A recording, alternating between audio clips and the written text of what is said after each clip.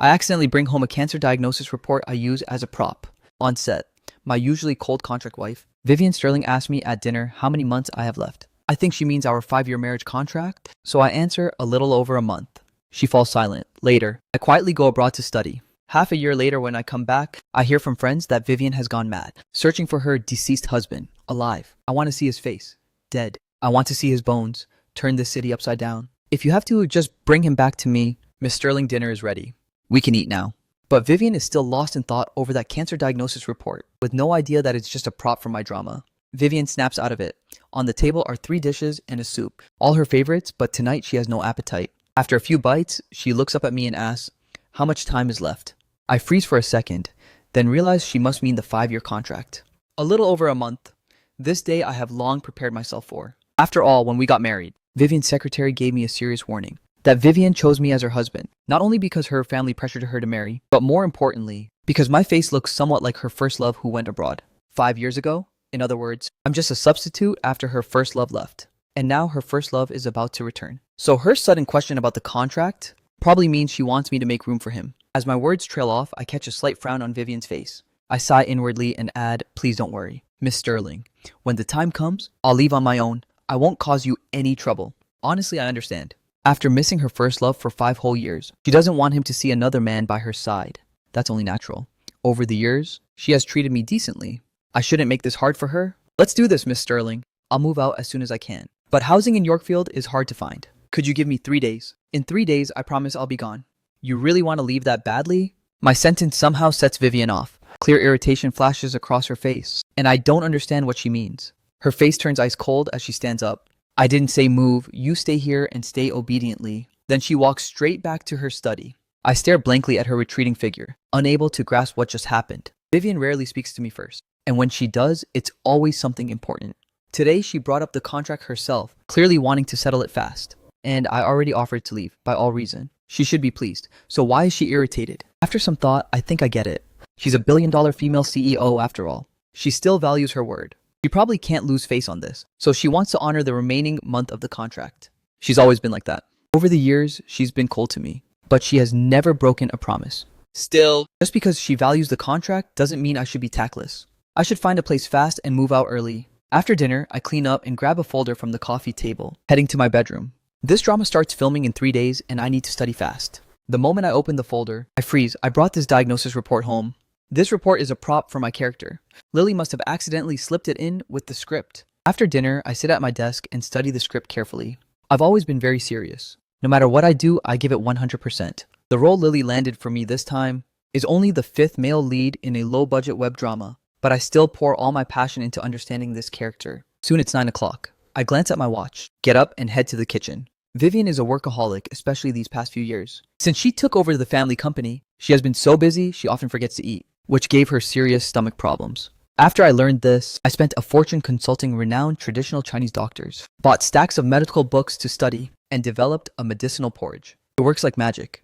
Ever since Vivian started having this porridge, her symptoms have eased a lot, so every night I make her a bowl. Even when she's away from home, staying at the office for long stretches, I deliver it rain or shine. 5 years as an employee. I think I'm pretty qualified. The fragrant porridge is soon ready. I scoop a full bowl and walk to the study door. The moment I arrive, I hear Vivian's voice drifting out. She seems to be on a phone call, her voice unbelievably tender. Hard to imagine that the usually icy Vivian has such a soft side. "Are you coming back early? Good, I'll pick you up at the airport. I already told you he and I are only a contract marriage. In these 3 years, I haven't even let him touch a finger of mine. The contract ends in 2 months. I'll make it clear to him." Then I wait a while until she hangs up before knocking on the door. Vivian opens it. "Miss Sterling, this is fresh porridge. Drink it while it's warm." "I won't bother you." I set it down and turn to leave. "Do you have any wish?" Vivian suddenly asks. I pause, then put on a gentle smile. I know Vivian has always been kind. Since she took over Sterling Group, she has built dozens of Hope Schools alone, and she's a well-known philanthropist in Yorkfield. Maybe realizing the contract is ending, she wants to offer some kind of gesture. "Thank you, Miss Sterling." I shake my head gently. 5 years ago, you gave me $5 million in one payment. Over the years, you've also given me many gifts. It's more than enough. I have no wishes right now, but thank you anyway. Vivian falls silent, saying nothing more. Just as I'm about to leave, she speaks again. "I know an internal medicine specialist. He's renowned both at home and abroad, especially skilled with lung disease. I've already called him.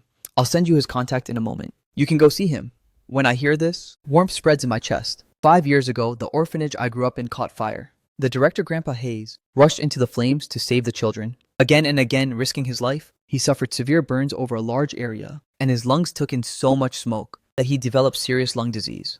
The reason I accepted this contract was to raise money for Grandpa Hayes' treatment and to rebuild the orphanage. I never told Vivian about.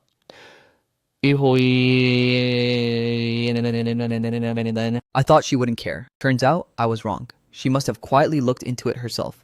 Thank you, Miss Sterling, I say with sincere gratitude. The next day I get up early and make a hearty breakfast. While waiting for Vivian to wake, I stand in the living room practicing my lines. At 8:20, Vivian walks out fully dressed. I have to admit, this woman is breathtakingly beautiful. Any outfit takes on a unique charm on her.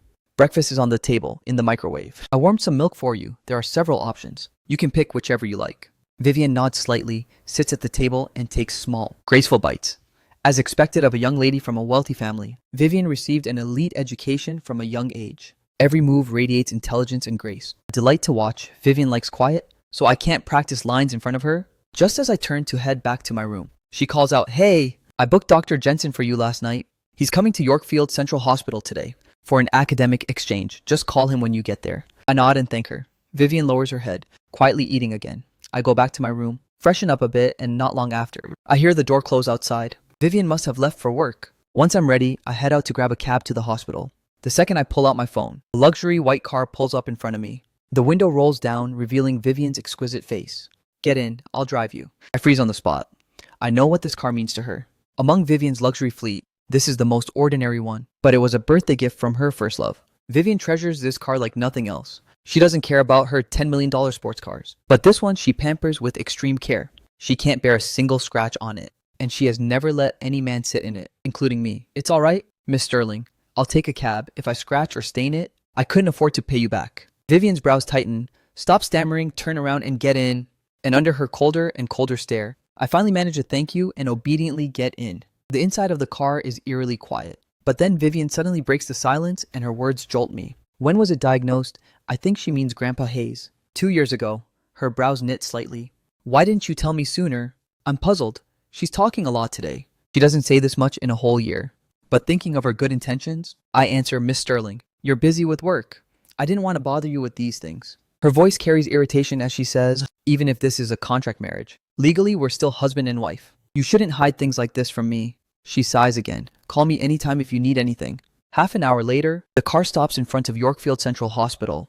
"I have a morning meeting soon, so I won't go in with you. Cooperate with the doctor. If you need money, call me." I thank her sincerely. Vivian glances at me, then drives off. I walk into the third hospital bed.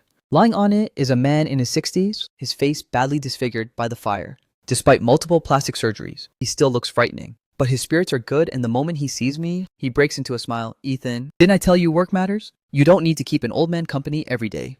Grandpa, I found a lung specialist for you. He's at the hospital today for an exchange. I'll bring him over later to take a look." I sit by the bed peeling an apple. Halfway through, a group of doctors rolls into the room for rounds, led by a tall female doctor. Even with a mask on, you can tell from her eyes alone she is stunningly beautiful. This is Stella, the prodigy doctor of Yorkfield Central Hospital, and also Grandpa Hayes' attending physician. "Ethan, you're here early today." Dr. Stella. I quickly stand to greet her. These past 10 years, I've been so grateful to have Stella's care. I deeply appreciate this kind doctor. Stella pulls me aside and asks, "Ethan, are you short on money lately? Grandpa Hayes' treatment funds are running out. If you need money," I immediately understand. I really am short of money these days. The $5 million Vivian gave me 5 years ago is long gone. Over the past 2 years, I've earned some on my own, but it's all gone into treatment and the orphanage. I have thought about asking Vivian for a loan, but she owes me nothing, and over the years, she's actually been quite good to me. I simply can't bring myself to ask. "Thank you, Dr. Stella. I'll figure something out." For the treatment, I declined her offer. Stella has helped me enough already over the years. I don't want to owe her another favor. Stella sighs softly. After 10 years together, she knows my temperament. I look gentle and obedient, but underneath, I'm stubborn as anyone. "All right, if you need help, just ask unless you don't see me as a friend." "Of course you are. You're my only friend. You'd be the first I'd turn to." "Only friend?" Stella's face flushes behind her mask. She glances up at my face and her heart starts pounding wildly. "He's already gone and you're still staring. Careful, your eyeballs don't fall out." A hand lands on Stella's shoulder. Startled, Stella turns around to see her best friend, Kiki's teasing face. "What are you talking about?" Stella rolls her eyes at her. "Others might not know, but I do. Every time you look at him, Your eyes practically melt. Kiki exposes her without mercy. Stella's bright face turns even redder. Will you shut up between him and me? It's just a normal doctor-family member exchange. Nothing like what you're saying. Do you even believe that yourself? For 10 years, you've taken care of Grandpa Hayes like he's your own grandfather. I've never seen a doctor treat a patient like that. Or maybe you've already cast yourself as his granddaughter-in-law. Honestly, Stella, if you really like him, just go for it. Who says it has to be the guy chasing the girl these days? He's a really good guy, super handsome, gentle, thoughtful. The orphanage has so many people, yet most of them just stop by briefly with a gift. Only he has cared for him faithfully for 10 years. Kiki says seriously, in a society like this, guys with a conscience like that are rare. He may not have money, but your family does. A flicker of confusion passes through Stella's eyes. She still clearly remembers that day 10 years ago, when I knelt before her with pleading, dazed eyes begging her to save Grandpa Hayes. Many people came from the orphanage that day. The others worried whether their belongings had burned up. Some might have worried about Grandpa Hayes' safety, but I was the only one wholly focused on his life. After that, she saw me by Grandpa Hayes' bedside every single day. Day after day, they say no son stays filial through a long illness. But Stella never saw a trace of impatience on my face. Maybe this pure-hearted devotion moved her, and she began devoting more attention to Grandpa Hayes. Over time, we grew close. What truly warmed our relationship was a violent medical dispute. A year ago, the patient's family came in 7 or 8 strong. The patient was already at death's door when brought in and couldn't be saved. But they blamed the hospital and the doctor anyway, accusing the hospital of negligence and demanding sky-high compensation. When talks broke down, the gang viciously cornered Stella, the attending doctor at the time, in the parking lot, and one of them even pulled out a knife to attack her. At that critical moment, I took the fatal stab for her. I lay in the hospital for a full month before recovering. Stella snaps out of the memory and gives a bitter smile. Don't say things like that. He's already married. Kiki is shocked. But all these years, I've never seen his wife visit. His wife is busy with work. What a shame, a guy this good is so rare. Whoever ended up with him is so lucky. With him taking care of her, that woman must be incredibly happy. Kiki feels deeply disappointed. She had even decided that if Stella didn't make a move, she would. Who knew he was already married? Stella's heart is full of bitterness. Through the doorway, she sees my face inside the ward, laughing and talking with Grandpa Hayes, and she keeps losing herself in the sight. The day quietly passes. Because Vivian had called ahead, the appointment with Dr. Jensen goes especially smoothly. After the examination, Dr. Jensen tells me clearly that Grandpa Hayes' illness can be fully cured. It just requires an expensive surgery. Hearing this good news, my mood is great all day. Back home, Vivian still isn't back. That's normal. Out of the year, she's away from home more than half the time. Not just because of work, but because most nights she sleeps at the office. I know Vivian does this to avoid contact with me. She truly loves her first love beyond measure. For him, she keeps herself pure. In 5 years, aside from business, Vivian has never let any man get close, not even me, her husband on paper. Around 9 o'clock at night, I finish the porridge and take a cab to her office. Sterling Tower, a towering 80-floor commercial giant. Walking into the lobby, the interior shimmers in gold like a palace. I have to marvel at the wealth of Sterling Group. Especially since Vivian took over, it has only grown more prosperous, more vibrant. Standing here, I feel small and humble and unspoken inferiority creeping in. At home facing Vivian, I never feel this way. But standing here below her company tower, I truly understand how vast the gap between us really is. Give me the thermal box. Tessa. Her secretary steps out of the elevator in high heels, coolly extending a slender, pale hand. Thank you. I hand the box over, and just as I'm about to leave, Tessa suddenly says, Damien's return is moved up. He may be back tomorrow afternoon. Damien is the first love Vivian has been thinking of for 5 years. To avoid misunderstandings, you should move out of Miss Sterling's home as soon as possible. I nod. I'm already looking. Tessa pauses at this, glancing at me a few extra times. She knows mine, and Vivian's marriage is contractual. But she doesn't know. My real reason was to raise funds for Grandpa Hayes' surgery, and to rebuild the orphanage. She just sees me as a gold-digging kept man, and has always looked down on me, never giving me a kind face. She thought I'd cling on, but she didn't expect. I'm so tactful. I even went looking for a place before she even had to say it. That's good saves her the effort. It's best you think that way. As you know, the one Miss Sterling has always loved is Damien. That hasn't changed for years. In fact, that love has only grown deeper. My words may sound harsh, but I want to remind you, don't think things you shouldn't. A toad will never reach a swan.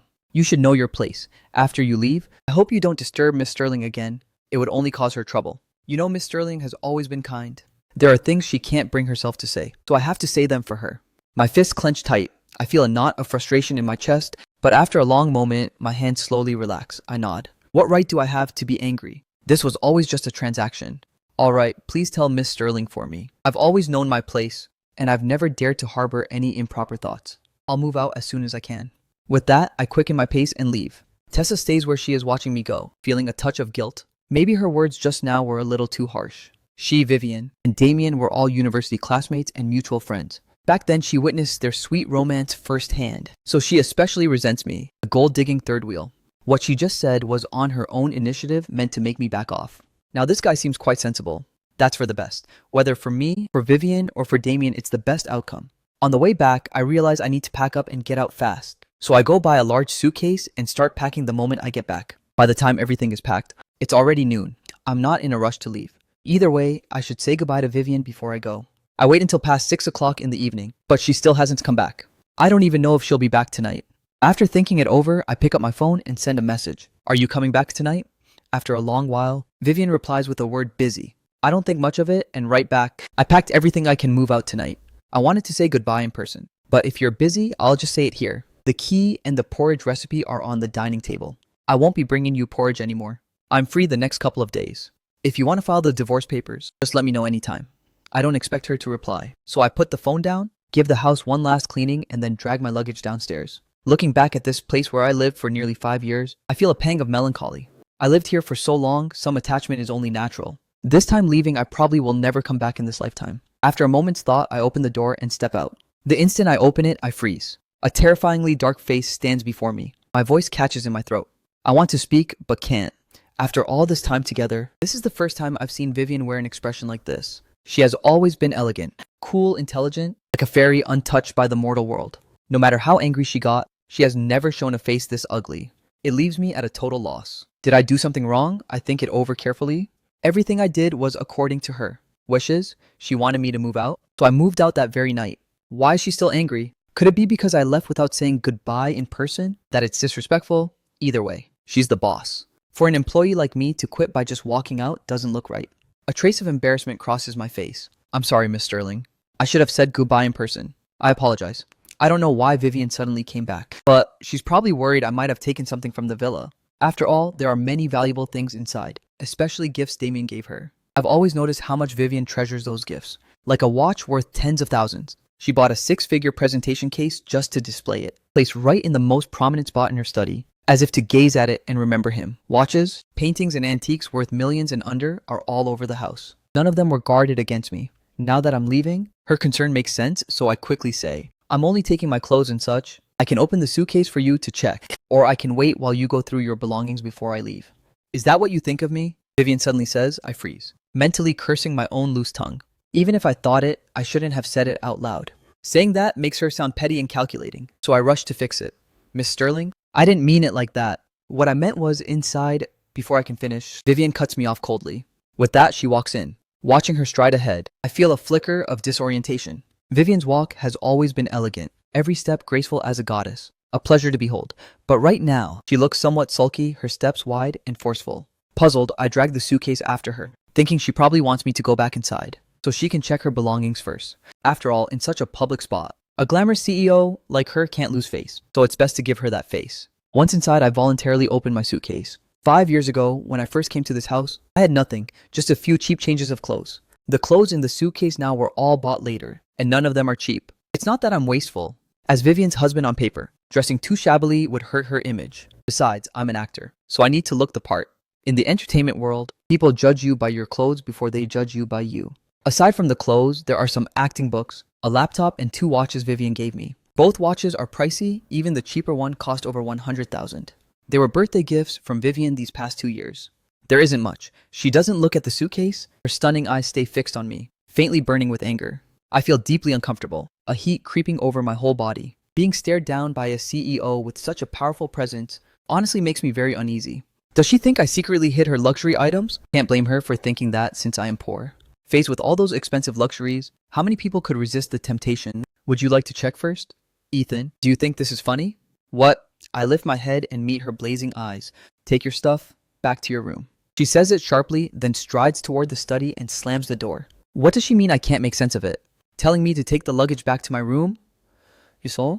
Does she plan to let me go only after she's done counting her things? Vivian is a queen in business, a famously brilliant businesswoman. But in daily life, she's a bit absent-minded. She often forgets where she puts things. She has so many luxury items. She's probably forgotten about most of them. Counting them all could take a while.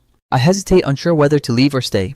In the end, I lower my head and drag the luggage back to my room. Fine, let her finish checking first. If something really did go missing and she blamed me, I might even end up in jail. I don't cook tonight, nor do I ask if she's eaten. My mood is restless. Damien comes back tomorrow afternoon, and Vivian might even bring him here.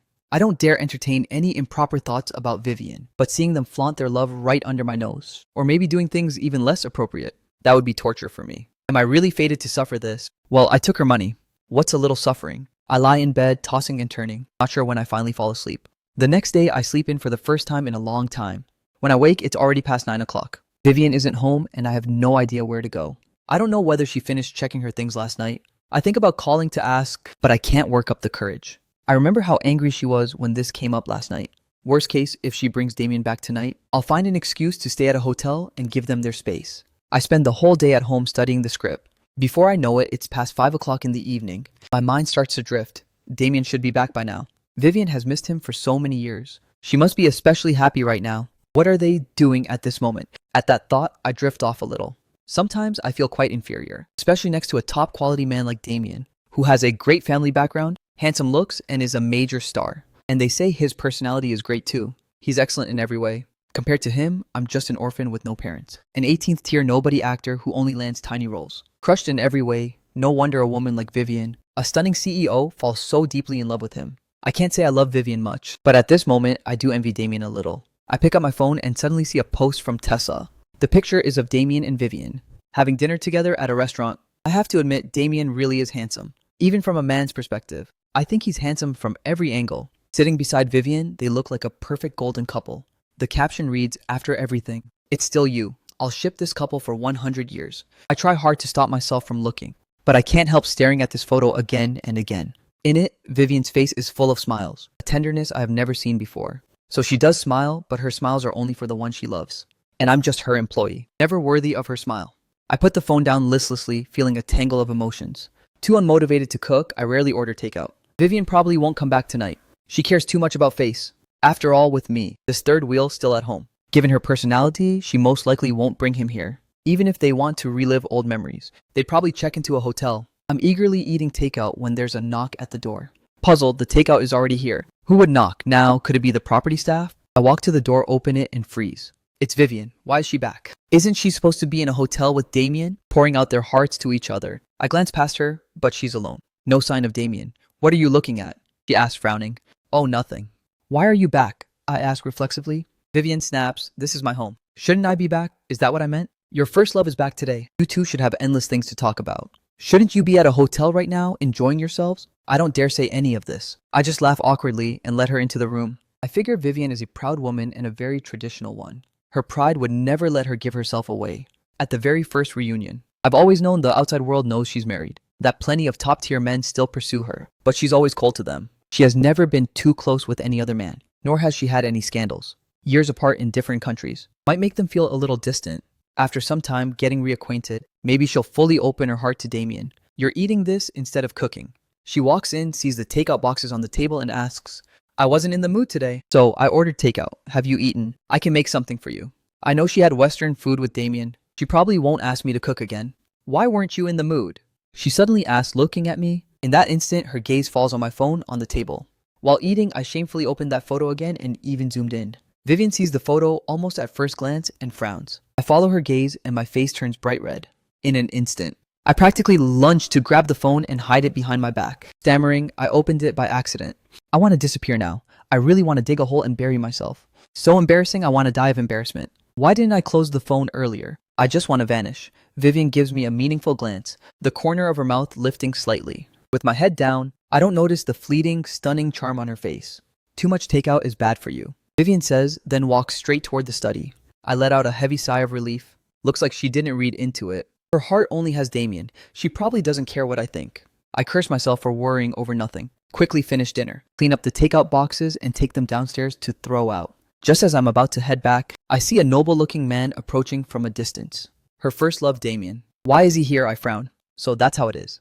I was just wondering why Vivian came back so early. Why she didn't stay with her first love. Turns out they had already arranged for him to come over to catch up. Laughably, I thought Vivian was too reserved to bring him home so soon. Seems I overthought it after all. He's the man she deeply loves. After such long longing, how could she bear even a moment of separation? But now I'm extremely awkward. Should I go back upstairs or should I be tactful and slip away, giving space to this lovesick pair? Or should I go back and say goodbye to Vivian first? As Damien gets closer, I have to admit, even I'm impressed. This man really is handsome. Damien and I do look somewhat alike. If we walk together, people might even mistake us for brothers. No wonder Vivian paid such a high price for our contract marriage. Wearing a face like this, I feel both grateful and sad. Grateful because thanks to this face, Vivian noticed me, and I was able to raise money for Grandpa Hayes' treatment. Sad because also because of this face, I became the substitute for years. Someone Vivian stares at to remember Damien. You're Ethan, right? While I'm caught in my thoughts, Damien walks up in front of me, sizing me up. His eyes hold 30% amusement and 70% mockery. I lift my head, our eyes meet, and I sense the contempt in his gaze. But I can't really get angry. Either way, I'm just this man's substitute. He has the right to mock me, since I took the money. I prepared myself long ago for humiliation. You're Mr. Damien, right? You're here for Miss Sterling. I'll take you up. I quickly put on a smile. Vivian is my employer and this man is her boyfriend. Half my employer too. As a proper employee, I need to do my job properly. Damien pauses, then smiles with amusement. Then thank you. I lead Damien upstairs and immediately go to tell Vivian. I take a deep breath, walk to the study and knock. What is it? Vivian's cool voice comes from inside. Miss Sterling, your boyfriend is here. Silence. After a moment, Vivian opens the door, glances at me first, then walks frowning to the living room and immediately sees Damien on the sofa. Why are you here? Vivian smiles faintly and walks over to sit beside him. I'm stunned. Wasn't this arranged, Vivian? Tessa told me you moved into a new place these past few years, so I came to see it. Nice decor. Damien. It's your first time here. Let me show you around. Sure. They stand and begin walking around. When they reach the door of my room, Damien asks in delight, natural minimalist style. My favorite Vivian was this room originally meant for me. And this Bosendorfer grand piano? I remember I only mentioned in passing that I liked it. I can't believe you actually bought one. Vivian. You're so good to me. I happened to come back just after slicing fruit and overhear their conversation. I'm a little stunned. So this room was decorated according to Damien's taste. Actually, I like it too simple, understated. Beautiful. Especially that piano. I'm not from this world. In my previous life, I was also an orphan raised by a poor grandfather, and I worked my way into a top music conservatory. Through my own effort, so I have a deep love for music. After I transmigrated into this world, the first time I saw this piano, I fell in love instantly. Every day while Vivian wasn't home, I would play for a while. Unfortunately, one afternoon, she came back early to grab a document and caught me playing the piano in the room. I still remember how her face turned so dark. It looked like a storm was about to break, and her voice carried a sharp edge of fury. Who said you could touch this piano without my permission? You are never to touch it again. At the time, I thought she was just afraid I'd damage this expensive piano. I kept apologizing and promised never to touch it again.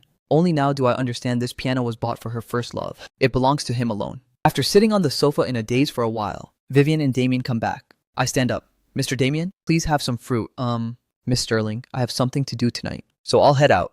I quickly go back to my room, grab a jacket and get ready to leave. Looking at this situation, Damien might even stay overnight. I better slip away fast. Better than staying here and being an eyesore. Where are you going? Vivian suddenly fixes me with an unfriendly stare.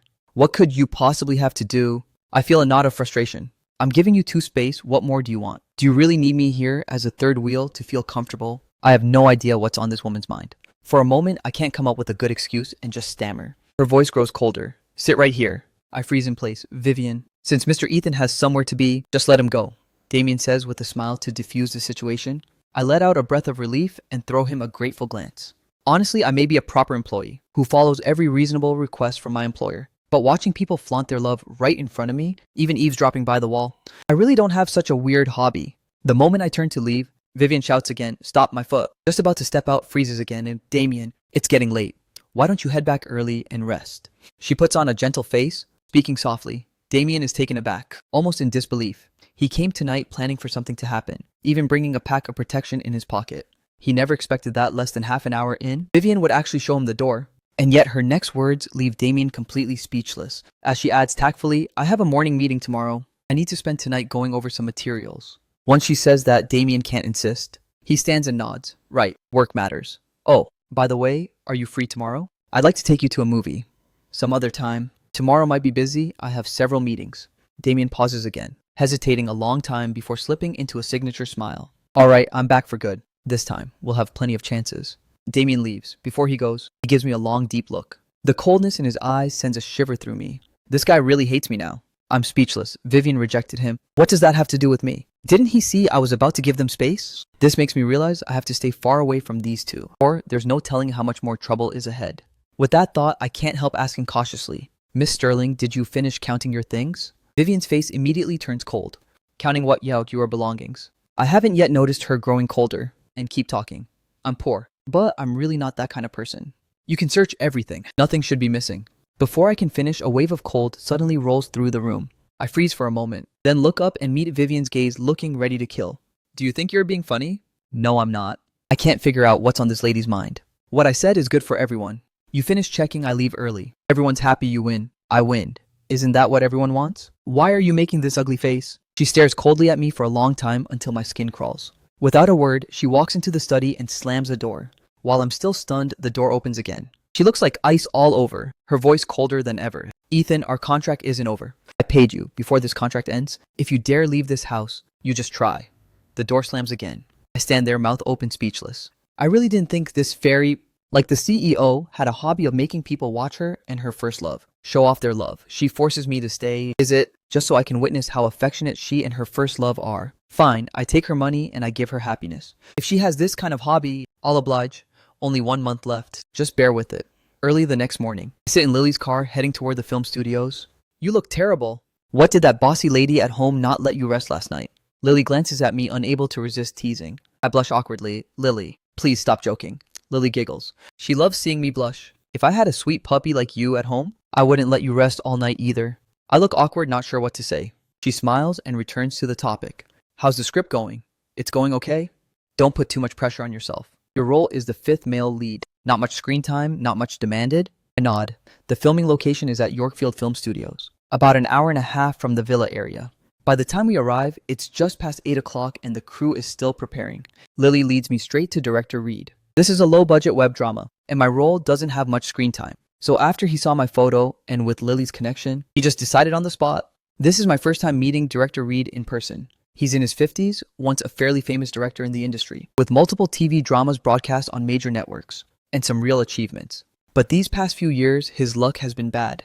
Every project flops, and gradually, no one wanted to work with him. He had to switch to web dramas, but the connections he built over the years are still there. His eyes hidden behind thick lenses look me up and down, carrying a quiet authority. Not bad, good potential. Even more handsome than your photo. Director, you flatter me. I'm just a newcomer. Please give me your guidance and feedback. I quickly respond with humility. Of course. Lily and I go way back. The people she brings can't go wrong. Young man, act your heart out. There will be plenty of opportunities ahead. Director Reed pats my shoulder encouragingly. While we're chatting, a sudden commotion breaks out among the crowd outside. Oh my god, it's Damien. It's actually Damien. I'm finally seeing Damien in real life. So handsome. Why is Damien heading toward our set? Is he joining this drama? Wasn't Wade already cast as the male lead? Damien is such a big name. He's actually appearing in a small budget web drama. The director is so amazing. Hearing Damien's name out of nowhere, I freeze. Then I see a tall, slender young man in dark sunglasses, surrounded by 7 or 8 assistants and bodyguards, walking onto the set. He wears a sharp, custom-tailored suit that gives him an imposing A-list presence. It really is Damien. Shini's pink hearts practically pop in Lily's eyes. She clearly likes Damien's type too. Director Reed, I thought all the actors were already cast. What's Damien doing here? Director Reed bursts out laughing. I'm still in a daze. Last night, I received a call from Damien's agent. He specifically requested to be in this drama, and he's even taking a very low fee. He still feels like he's dreaming. A low-budget drama like this, not only could it never afford an A-list star like Damien, even a second-tier actor wouldn't give it a glance. Who would have thought Damien would lower himself to do a guest appearance? Director Reed was so thrilled last night he couldn't sleep all night. Ethan, your luck is here, Lily says excitedly. With an A-list star like Damien in this drama, exposure and buzz are going to explode. If your performance is strong, you might even ride Damien's fame to get a little popular. I force a strained smile. Others don't know why Damien would lower himself for a low-budget web drama, but I know very well he most likely came for me. I lift my eyes to look at Damien surrounded by his entourage, and just then he looks my way too. Our eyes meet in midair. Damien casually turns his head away with no intention of greeting me. Naturally, I won't approach him either. But Lily is anxious. A big name like Damien isn't someone ordinary people can reach. Now with this chance, she has to drag me up to make a good impression. I want to refuse, but Lily pulls me forcibly in front of him. Hello, Mr. Damien. I'm Lily, an agent from Skyline Entertainment. This is my actor Ethan. He's the 5th male lead in this drama. She quickly winks at me and I force myself to greet him. Hello, Mr. Damien. Damien's eyes hidden behind sunglasses hold a hint of amusement. He just gives a brief answer. Mr. Damien Ethan is a newcomer. Please give him your guidance from here on. Seeing me unable to push for it myself, Lily has to do it herself. Young people shouldn't always think about shortcuts. Polish your acting, strengthen your professional skills. Nothing beats that. Damien's tone is cold, his words sparing nothing. The moment he says this, the set goes cold. Everyone turns to look at me in shock. In the entertainment industry, people usually keep up appearances, maintaining harmony. Face-to-face criticism like Damien's is extremely rare. How did this Ethan offend Damien? Everyone steps back a few paces from me, afraid that getting too close might anger Damien. The A-lister. Lily stares in disbelief as if she never expected this outcome. Only after Damien walks away does she anxiously turn to me. Ethan, did you offend him? He's a huge star. When did I ever get the chance to offend him? I raise an eyebrow. As an employee, I don't want to make Vivian's business known to the world. Moreover, Damien is a major star. The slightest rumor would explode citywide. I can't believe he's like this. I used to like him too. Lily is very displeased. Between her idol and her own client, she sides with me without hesitation. My own sweet puppy is better behaved. Way better than that snooty Damien. Don't worry, your role isn't big and you have no scenes with Damien. From now on, just avoid him when you see him. Lily comforts me. I'm thinking the same thing. My character only exists in the female lead's memories. I have no scenes with Damien. At most, I just need to stay far away from him. But the unexpected often comes without warning. Leo, am I your only one? Tell me quickly, am I? Bella, your only one? On the playground, a young girl lifts her delicate face, stepping back, as she calls out loudly to the handsome boy in front of her. Yes, Bella, you'll always be my only one. Cut, Director Reed suddenly roars. Ethan, what are you doing? If you can't act, get out. Do you know you're wasting everyone's time? The shout stuns everyone. Ethan's acting just now was brilliant, full of emotion and sincere feeling. No one knows where the director's anger came from. I'm sorry, Director. My mistake, I sincerely apologize. Director Reed barks, take it again. I steady myself and pour all my emotion into the character. But after that, no matter how I perform, Director Reed isn't satisfied. His curses grow harsher. Everyone can tell that this isn't a problem with Ethan's acting. The director is deliberately targeting me. Lily, what are you doing? What kind of actor did you recommend? Director Reed calls Lily over and bursts into complaints. I don't want this actor, take him away. I'll wire you the breach fee later. Lily's face darkens. Director Reed? I need an explanation. Explanation? What explanation do you want? His acting is bad and now he's blaming me. Whether his acting is bad or not, you know in your heart. Lily refuses to back down. Director Reed waves his hand impatiently. Don't make a scene here, just get him out. Lily let it go. Seeing Lily ready to argue further, I tug her arm and shake my head gently. I have no grudge with Director Reed. He wouldn't target me like this without a reason. The only explanation is that Damien is pulling strings. This is too much. Lily's eyes flash red with anger. Ethan, don't worry. If this little web drama is gone, it's gone. I'll find you something better. I trust you, Lily. I offer a bright smile, walking out of the studios. Lily is still worried. Let me drive you home. No need, Lily. I have something to do nearby. I was looking for a place online last time, but I haven't heard back yet. I'll probably be filming around here anyway, so I might as well find a place nearby. Is there anything you need help with? No, just something small. All right, then I'll go to the office and find you another project. Watching Lily leave, I'm about to head off when just then, a middle-aged woman walks up arrogantly. You're Ethan, right? Come with me, Mr. Damien wants to see you. I don't agree. Before today, I had no ill will toward Damien, even though he's the one Vivian holds in her heart. But what Damien did today truly disgusts me. I may be even-tempered, but that doesn't mean I have no temper. Are you deaf? Come with me now. The middle-aged woman yells, pointing at me. A good dog doesn't block the road. I walk past her and prepare to hail a cab. Hearing this, the woman's face goes green with rage. She grabs my arm. Who are you calling a dog? Let go. My face turns cold. And if I don't, what are you going to do? Being invited by Mr. Damien is the luckiest thing in your lifetime. A nobody extra like you if not for Mr. Damien's mercy. You'd never see him in your life, and you dare give me attitude. Wendy. Damien walks over. Mr. Damien, this guy doesn't know what's good for him. He actually refused you. The middle-aged woman glares at me with resentment. Damien's lips curl into a mocking smile. Ethan, don't you want to talk with me about Vivian? This isn't the place to talk. What do you want to say to me? At the coffee shop, I looked Damien straight in the eye. You saw what happened today. I only told Director Reed one line that I don't like you, and he kicked you out immediately. Damien wears a face full of mockery.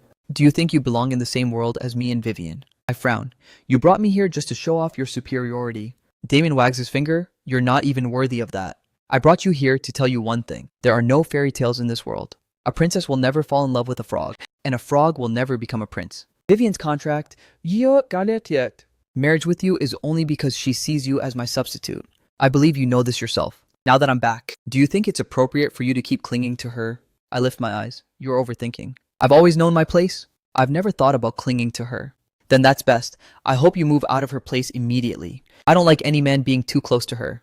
I'm already looking for a place. Damien smiles and lights up his phone, pushing it in front of me. This is the chat between me and Vivian today. Take a look. I have no idea what he's trying to do, so I lower my head and look at the chat. Are you waiting until the contract ends to make him leave your house? His health isn't good, you know. You haven't developed feelings for him, have you? After all, he is handsome. No, we're only contractual. I'm not heartless either. He has taken care of me for 3 years. If you really don't want him to leave, I can understand, but it would make me uncomfortable. I'll find a time to make it clear to him.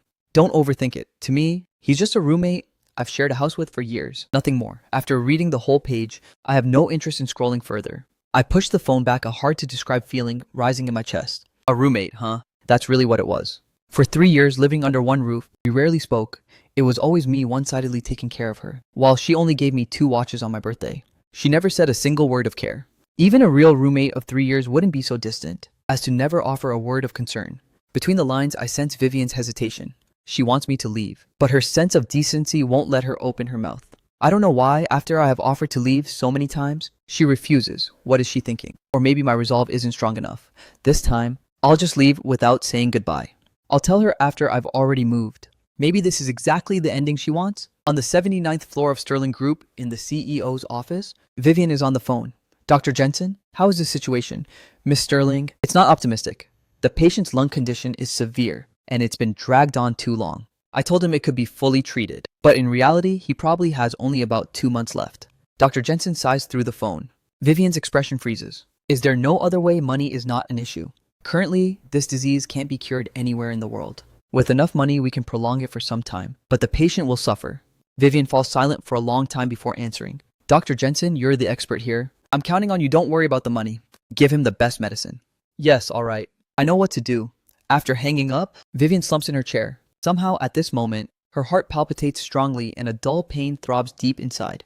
She can't help but recall the day Damien firmly broke up with her and went abroad to study. She had followed her best friend, Daisy, to the Aces bar to drown her sorrows. She doesn't like drinking, and especially hates the feeling of being drunk, but that day she downed glass after glass, as if only that could make her forget the pain inside. It was at that very moment that she saw Ethan singing on the stage. His voice was gentle healing, and as he lowered his head playing the guitar, his profile was so similar to Damien's. In her daze, he blurred together with the shadow in her heart. Suddenly, the wounds inside her seemed to slowly heal with his voice. In the time that followed, she, who had never been to bars before, showed up without fail in that same spot every day, waiting for Ethan to take the stage. Looking at his face, listening to his voice, only in those moments could her heart, full of wounds, find a little peace and comfort. Later, she got information about him from the manager. His name was Ethan, a recent dropout from college, desperately in need of money. He worked several jobs, print, modeling, and bit parts on sets during the day, singing at the bar at night. At that time, her family was pushing her to marry. So that night, when Ethan finished singing and prepared to leave, Vivian called him into a private room and handed him the contract. She still remembers the shock and surprise on Ethan's face, and how he solemnly promised to be a perfect contract husband. In fact, over the years, he's been flawless, her daily life taken care of in every detail. After staring blankly for a while, Vivian picks up her phone and dials a number. Vivian, what's the occasion that you'd call me today? Camille, I have a favor to ask. You have connections. Can you help me find a lung specialist? Other countries are fine too. Money is not an issue. Vivian, what's wrong? It's not me. A friend of mine has lung cancer. Okay, I'll do my best. I'll call you when I find someone. I search around the film studio's area, but can't find a suitable place. So I just register with 2 agencies and leave my info. I call Auntie Bennett, the caregiver looking after Grandpa Hayes, to check in, and only after hearing all is well do I return home with peace of mind. This time, I'm determined to leave. After packing, I find a cheap nearby hotel and check in at night. I'm at the hotel, making do with a bowl of instant noodles when Vivian's call comes in. I hesitate a long while before forcing myself to tap answer. Where did you go? Vivian's voice is icy with a hint of anger underneath. Miss Sterling, I'm staying at a hotel for now. I answer honestly. Come back. What? I'm stunned. I said come back. I really don't get it. I've put myself in her shoes and done everything I could. She was too uncomfortable to ask me to leave, so I left on my own. Her conscience made her try to keep me. Fine. I'll slip away quietly. I've gone this far. What more does she want? I can't help but frown. Miss Sterling, there's really no need for me to come back. What do you mean? I sigh. Miss Sterling, only 1 month is left on the contract. And now that Damien is back, if I stay there, I think Mr. Damien would feel uncomfortable and so would you. Better to just end it here. 5 million over 3 years comes to about 140,000 a month. 1 month left equals 140,000. I'll find a way to pay you back. but I'm a bit short right now. So it might take a while. The other end falls silent, but I hear her breathing growing faster, as if she's holding back her anger. I'm a little annoyed. You already told Damien that you'd find a way to make me leave. There's really no need to keep up this act now. Miss Sterling, don't worry. I'm not a loose mouth. I won't go around talking about this. I would never tarnish your reputation. The only thing I can think of is that she's afraid I'll spread things outside, damaging her reputation. After all, Sterling Group is publicly listed. The slightest negative news about Vivian could affect the company's stock price. Vivian remained silent. I thought my words would have satisfied her, so I breathe a sigh of relief, quietly hang up the phone, and quickly finish my instant noodles. I stand in front of the bathroom mirror, practicing micro-expressions. I have nothing right now. The only thing I can fight with is acting. Ever since I transmigrated into this world, I have practiced in front of the mirror at every free moment, which built the acting and line skills I have today, especially with Grandpa Hayes, who still needs expensive treatment, plus owing Vivian $140,000. I feel a sense of urgency as I'm about to go to bed. However, suddenly there's a knock at the door. I'm puzzled. Who would knock at this hour? I slip on my slippers, get off the bed, and peer through the peephole. I freeze. Vivian? How did she find this place? Why is she here? My head is a mess. My heart is in knots. It's no surprise Vivian could track me here. After all, the Sterling family has connections everywhere. Finding out which hotel someone is staying at is far too easy for her. But I just don't understand. I've already made things clear. Why would she come in the middle of the night? I don't know how to face her, but she's already at the door. Not opening it would be rude. I take a moment to prepare myself, then turn the handle and pull the door open. The moment it opens, Vivian's starry eyes lock onto my face. There is no expression on her face. Pack your things and come back with me. I stand still quietly looking at her. She seems to have come in a hurry. Her hair is slightly messy, and she's still wearing her custom business suit from work. Vivian is someone who values her quality of life. She doesn't drink hard liquor, but at home, she often sips red wine. After work, she would never wear business attire. She usually changes into something casual. She must have come home after work, seen the place empty, immediately pulled strings to find out which hotel I was at, and rushed straight here. I just don't get what she's doing. She so clearly wants me out of that house, and yet she puts on this act. For whose benefit, I'm not going back. I shake my head. I made it clear on the phone. What are you sulking about? Are you upset because Damien came to the house the other day? Vivian's brows knit tightly. I frown stunned. Why does she say that? Does she think I'm jealous at the thought? My face turns slightly red and I hurriedly say, please don't worry, Miss Sterling. I absolutely have no such thoughts. You and Mr. Damien are the couple. You and I are only contractually married. I've known that since the day I signed the contract, and I would never have unrealistic thoughts. Please don't misunderstand. Hearing this, Vivian pauses slightly, looking a bit angry. In any case, the contract isn't over. I won't allow you to leave. Come back with me now. I shake my head. Since I've already moved out, I'm not going back after all. I really don't have that weird hobby of watching a couple in love. I'll ask one more time, are you coming back or not? Vivian sharpens her tone. Miss Sterling? I'm fine staying here. Vivian gives me a long, deep look, then turns and leaves. I quietly watch her go. For a woman this proud to come and try to convince me to come back, it's already beyond what I expected. I've spoken so harshly. With her proud personality, she should have given up completely. I feel a small wave of relief. I'm grateful to Vivian. Without those $5 million back then, Grandpa Hayes would have died long ago, and the orphanage couldn't have been rebuilt. But one thing at a time. I don't want to go back to that house to watch them flirt as a couple, and even less to see Damien's face. Without today's conflict with Damien, I might not be this resolute, but right now, I have a physical disgust for that man. Past 11 o'clock at night, a call wakes me up. Hello, who is this? Ethan. What kind of husband are you? A sweet, sharp female voice scolds from the other end. Get to the Aces bar now. Vivian's drunk. Sleep leaves me instantly. I sit up in bed and check my phone. It's Vivian's best friend Daisy. I'm on my way. Without minding my messy hair, I quickly throw on clothes and grab a cab to the Aces bar. The moment I enter the private room, I see Vivian passed out on the sofa, cheeks flushed, mumbling something through her rosy lips. Daisy has also been drinking, leaning against the sofa, rubbing her face. She's the sweet petite type, small and adorable with looks that aren't as stunning as Vivian's, but still rare and beautiful. Ethan. The moment she sees me, Daisy plants her hands on her hips. What on earth did you do to Vivian to make her this angry? She basically never drinks. Look at her now. How drunk she is. I feel helpless. Miss Daisy, this shouldn't have anything to do with me. Maybe she had a fight with Mr. Damien. I don't believe my refusing to come home is what made her this angry. In these 3 years, Vivian has never invested any emotion in me, including her angry side, her joys. Anger, sorrows, and joys are only ever for Damien. Daisy pauses, thinks, and realizes, right, Vivian has never even given this man a proper look. How could she be so angry at him? With that thought, her anger fades. Just take her home. The moment she says it, she thinks of something and raises a brow. I'm warning you, Damien is back now. Don't you dare take advantage of Vivian while she's drunk. I take the chance to say, Why don't you call Mr. Damien to come pick her up? I called him. He has an event tonight and can't get away. There's no other choice. Vivian is this drunk. I can't just leave her. Miss Daisy, if you don't trust me, you can come back with me. There are plenty of rooms at the house. You can stay overnight. Daisy thinks it over and nods. Fine. I really don't trust you.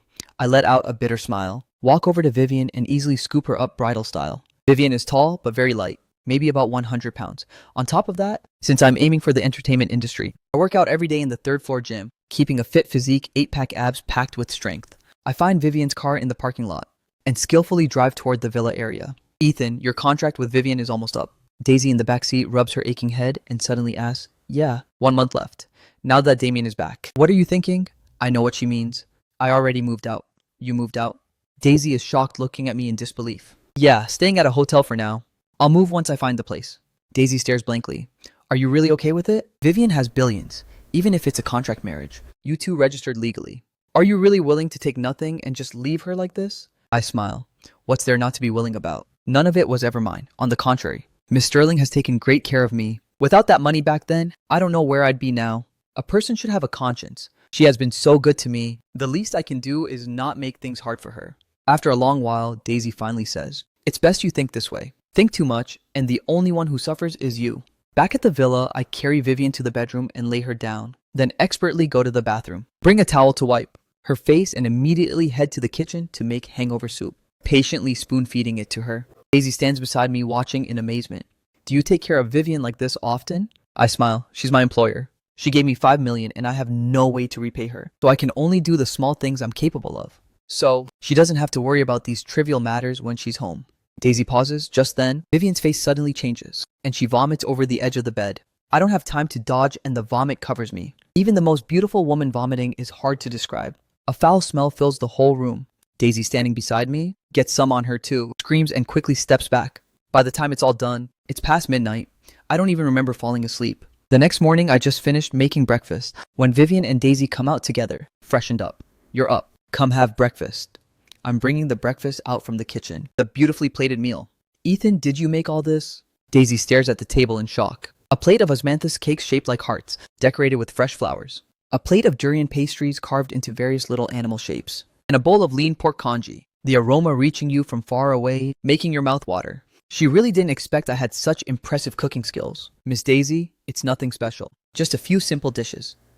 Vivian looks at the exquisite breakfast on the table, her eyes complex. Over the years, I have often made all sorts of breakfast for her in creative ways. She used to take it for granted, thinking nothing of it. Now thinking back, even hiring a 5-star chef wouldn't guarantee this kind of treat. Every day. This is so good, Ethan. Did you study cooking before?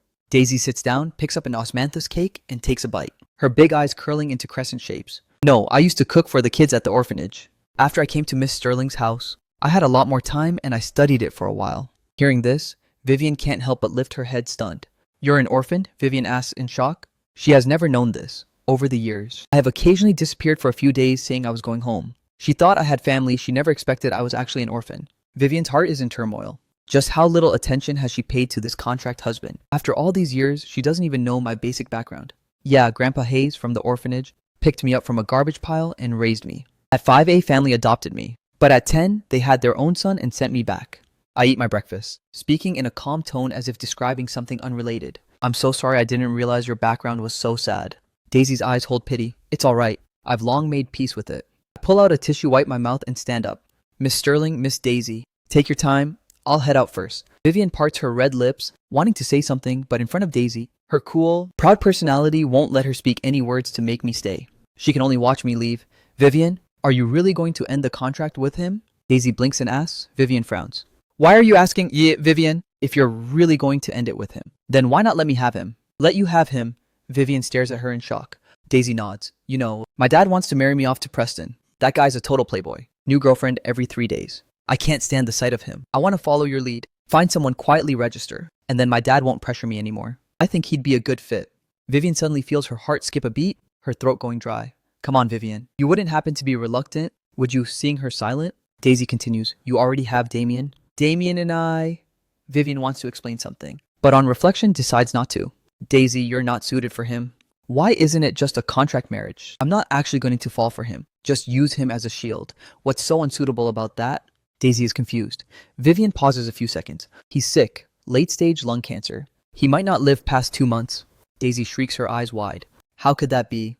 So you two really aren't suited. Besides, your dad has met him, even if he weren't sick. Your dad wouldn't believe it if you brought him home. Daisy is stunned. My gentle, sunny smile keeps surfacing in her mind. Ever since the day she met me, I have always been like this, warm as a spring breeze. She didn't think much of me before, barely ever gave me a kind look, didn't even bother to speak with me much. But no matter how rude her attitude from beginning to end, I always greeted her with a smile, and respectfully called her Miss Daisy. Whether out of pity or something else, at this moment, her chest feels tight, and even the exquisite breakfast on the table becomes tasteless. In an ordinary ward at Yorkfield Central Hospital, I'm massaging Grandpa Hayes' body. Long-term bed rest has severely weakened his muscles. The caregiver hired every few days doesn't have much strength, so I come over every 2 days to give him a massage. After the massage, Grandpa Hayes falls into a peaceful sleep. I take the kettle and head to the hot water room. At the corner, 2 familiar figures approach. Vivian, thank you for taking time to come to the hospital with me. Don't mention it. Are you feeling better after the intravenous drip? Much better. By the way, it's already noon. Let me treat you to lunch. You can't refuse again. Otherwise, I'd feel terrible for taking up your whole morning. My steps pause. The 2 of them happen to look up in my direction. Our eyes meet in the middle. Vivian is a little surprised to see me, and Damien's lips curl into an amused arc. I don't say hello either, just nod lightly to Vivian and continue toward the hot water room. Vivian thinks for a moment, then catches up. Miss Sterling, can I help you? I ask gently. Are you feeling better? Thank you for your concern. A little better. Vivian nods. If you need money, call me. I bow to thank her. Move back. What? I pause briefly. Move back in. Conditions out there can't compare to the villa. I'm not lacking that few $100,000. You don't need to sulk over this. I'm silent for a moment. Why does she think I'm sulking with her? Honestly, I really don't understand what's going on in this woman's head. Her boyfriend is already back, yet she keeps insisting I stay at her villa. What is this even after more than 10 seconds of silence? I finally speak. Miss Sterling, there's really no need for me to move back. After all, it would cause unnecessary trouble between you and your boyfriend. I know you mean well, but I should know my boundaries. Thank you still for your kindness. He's not my... Vivian, what are you two talking about? Damien walks over with a smile. Vivian's words get swallowed back down. Mr. Ethan, Vivian, and I still need to go out for lunch, so I won't chat much longer. Damien wears a faint smile. After all, Vivian pushed aside her heavy workload to keep me company at the hospital. For 4 hours all morning, I should at least show some appreciation. Hey, Mr. Ethan, are you free? Want to join us? No, I won't bother you. I have things to do anyway. I step around them and walk forward. Vivian watches my back, feeling unsettled. Let's go, Vivian. I happen to know a great restaurant. Let's try it. Sorry, Damien. Something urgent came up at the company. Next time, Vivian declines. All right then, you go handle it. We have plenty of time later. Damien shrugs casually. Next time, I'll treat you. Vivian doesn't say more, turns and leaves the hospital. The moment she turns, Damien's sunny, handsome face darkens instantly, his cold eyes shooting a glance in the direction I left. Hello, Dr. Jensen. In the hospital office, I meet Dr. Jensen again. Have a seat, young man. Dr. Jensen has a head of gray hair and a kind manner. Dr. Jensen, did something happen to my grandfather? I asked nervously. Don't worry yet. Just listen to what Dr. Jensen has to say. Stella sitting beside me. Comforts. Young man, the other day I saw you weren't in good spirits, so I didn't tell you the truth. I thought about it after I got back, and as a patient's family, you have the right to know. This shouldn't be hidden, Dr. Jensen says, placing a diagnosis report in front of me. Your grandfather's condition isn't good. He's a longtime smoker and his lungs aren't in good shape. The fire 3 years ago, where he inhaled large amounts of smoke, made his lungs worse. He has now developed late-stage lung cancer. A conservative estimate gives him about 2 months. I feel like I've been struck by lightning. How is this possible, Dr. Jensen? When Grandpa Hayes was hospitalized before, we did full-body checkups and found no signs of cancer. Stella's face goes pale. Was your main focus before on the burn treatment? Dr. Jensen asks. Stella nods. She's a burn unit doctor and isn't very skilled in internal medicine. No wonder. Mr. Hayes has been hospitalized for a long time. You probably only did a full checkup when he was first admitted, and the rest of the time focused on burns. Dr. Jensen continues. Some lung lesions are too small to detect with instruments at the beginning. This illness develops slowly over these 3 years without prevention. Stella's face turns white. She's Grandpa Hayes' attending physician. Letting such a serious illness develop, she can't escape the blame. She doesn't know how to face me. Dr. Stella, although I'm devastated, I still notice her distress. This isn't your fault. You're a burn unit doctor, only responsible for the burns. It's my fault. Grandpa Hayes always coughed back at the orphanage. I ignored it, thinking it was nothing. I'm the one who hurt him. Stella's eyes turn red. She knows how heartbroken I am, but she didn't expect that at this moment. I'm still taking care of her feelings. Dr. Jensen feels moved as well. He had actually planned to keep this from me for now. Vivian is the major shareholder of Yorkfield Central Hospital, where he works. In other words, he's just an employee under her. He had planned to gather lung specialists to study the case, see if treatment was possible. If it worked, a major achievement like this might even get him promoted to deputy director. Unfortunately, after 3 days of discussion, the final conclusion was still beyond saving. That's why he came today, specifically to tell me the truth, so I could prepare myself. Looking at me now, this young man really is a good person. Handsome, polite, devoted, and humble. No wonder a privileged woman like Vivian would favor me. While this illness can't be cured, extending his time a bit is still possible. It depends on what you choose. I immediately ask Dr. Jensen if we can extend his life. Of course, that's best. Dr. Jensen nods, but it requires a significant cost.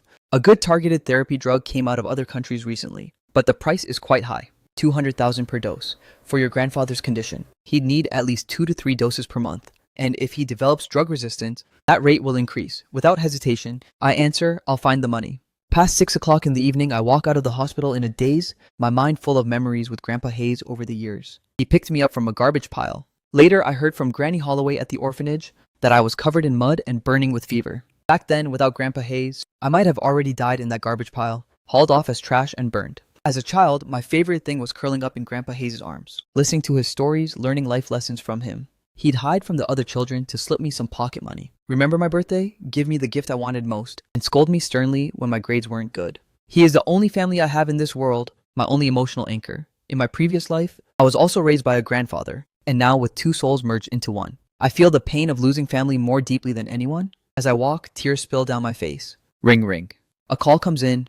I pick up my phone and glance at the screen, a trace of weariness crossing my face. Hello? What? Hello? Can't even call me mom anymore. I really raised you for nothing all those years. A sharp, bitter female voice comes through. This is my former adoptive mother, Fiona. She raised me from age 5 to 10. In the early years, the couple treated me decently, like their own son, but when I was 8, Fiona, who had been declared infertile, unexpectedly got pregnant. 10 months later, she gave birth to a chubby baby boy. The couple was overjoyed, but that was the day my nightmare began. With their own son, they couldn't stand the sight of me. Before I was even 9, I took on all the housework and any displeasure meant a beating. A year later, they sent me back to the orphanage. That should have been the end of it. But 3 years ago, they somehow heard I had married a female boss and started showing up every few days, screaming that I was an ungrateful brat, that I'd gotten rich and forgotten to repay their upbringing. When they couldn't find me, they made scenes out of the orphanage, turning the whole place upside down. I couldn't take it, thinking they did raise me for a few years and were good to me in the early years. I gave them 200,000 all at once. After getting that money, the couple was quiet for a while. But within half a year, they started the same scheme again, saying the upbringing money was nowhere near enough. After learning I was acting, they even threatened to call reporters to expose me. Afraid of damaging Vivian's reputation, I gave in time and again over these 3 years, only to be met with the couple's escalating greed. I don't even need to think about it. Fiona calling is definitely to demand money again. I rub my temples with a headache, thick weariness flickering in my eyes. Are you deaf? Your younger brother is about to take the college entrance exam, and he'll definitely get into a good university. There isn't a single penny at home right now. Wire me 200,000 immediately for your brother's tuition. Fiona speaks in a commanding tone. I sigh. Fiona, I really don't have money. Bullshit. Don't think I don't know. The CEO woman you married is worth billions. You can't even cough up 200,000. Are you even human? If I hadn't adopted you back then, you would have starved to death. Fiona snarls. I already told you she and I are only contractually married. I'm just an employee under her. Do you really think a woman of her status would fall for an orphan? Like me, I continue warily. And my contract with her is almost over. I really have no money right now. Grandpa Hayes is seriously ill, and we still need a lot of money to save him. Fiona, I'm begging you. I've given you at least $1 million over the years. You built a villa, bought a luxury car. Please leave me alone.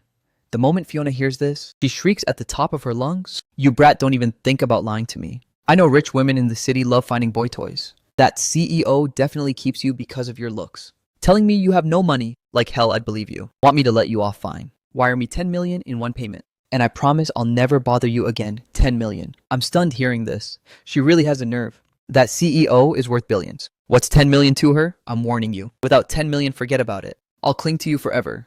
If you don't let our family live well, you won't live well either. Fiona sneers. Do whatever you want.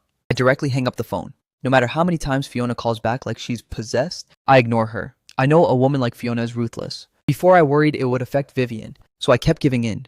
But now Grandpa Hayes needs money to save his life, and my contract with Vivian is ending. I refuse to keep giving in. Right now I just want to make money fast, to extend Grandpa Hayes' life as much as possible. Then I walk into the Aces bar.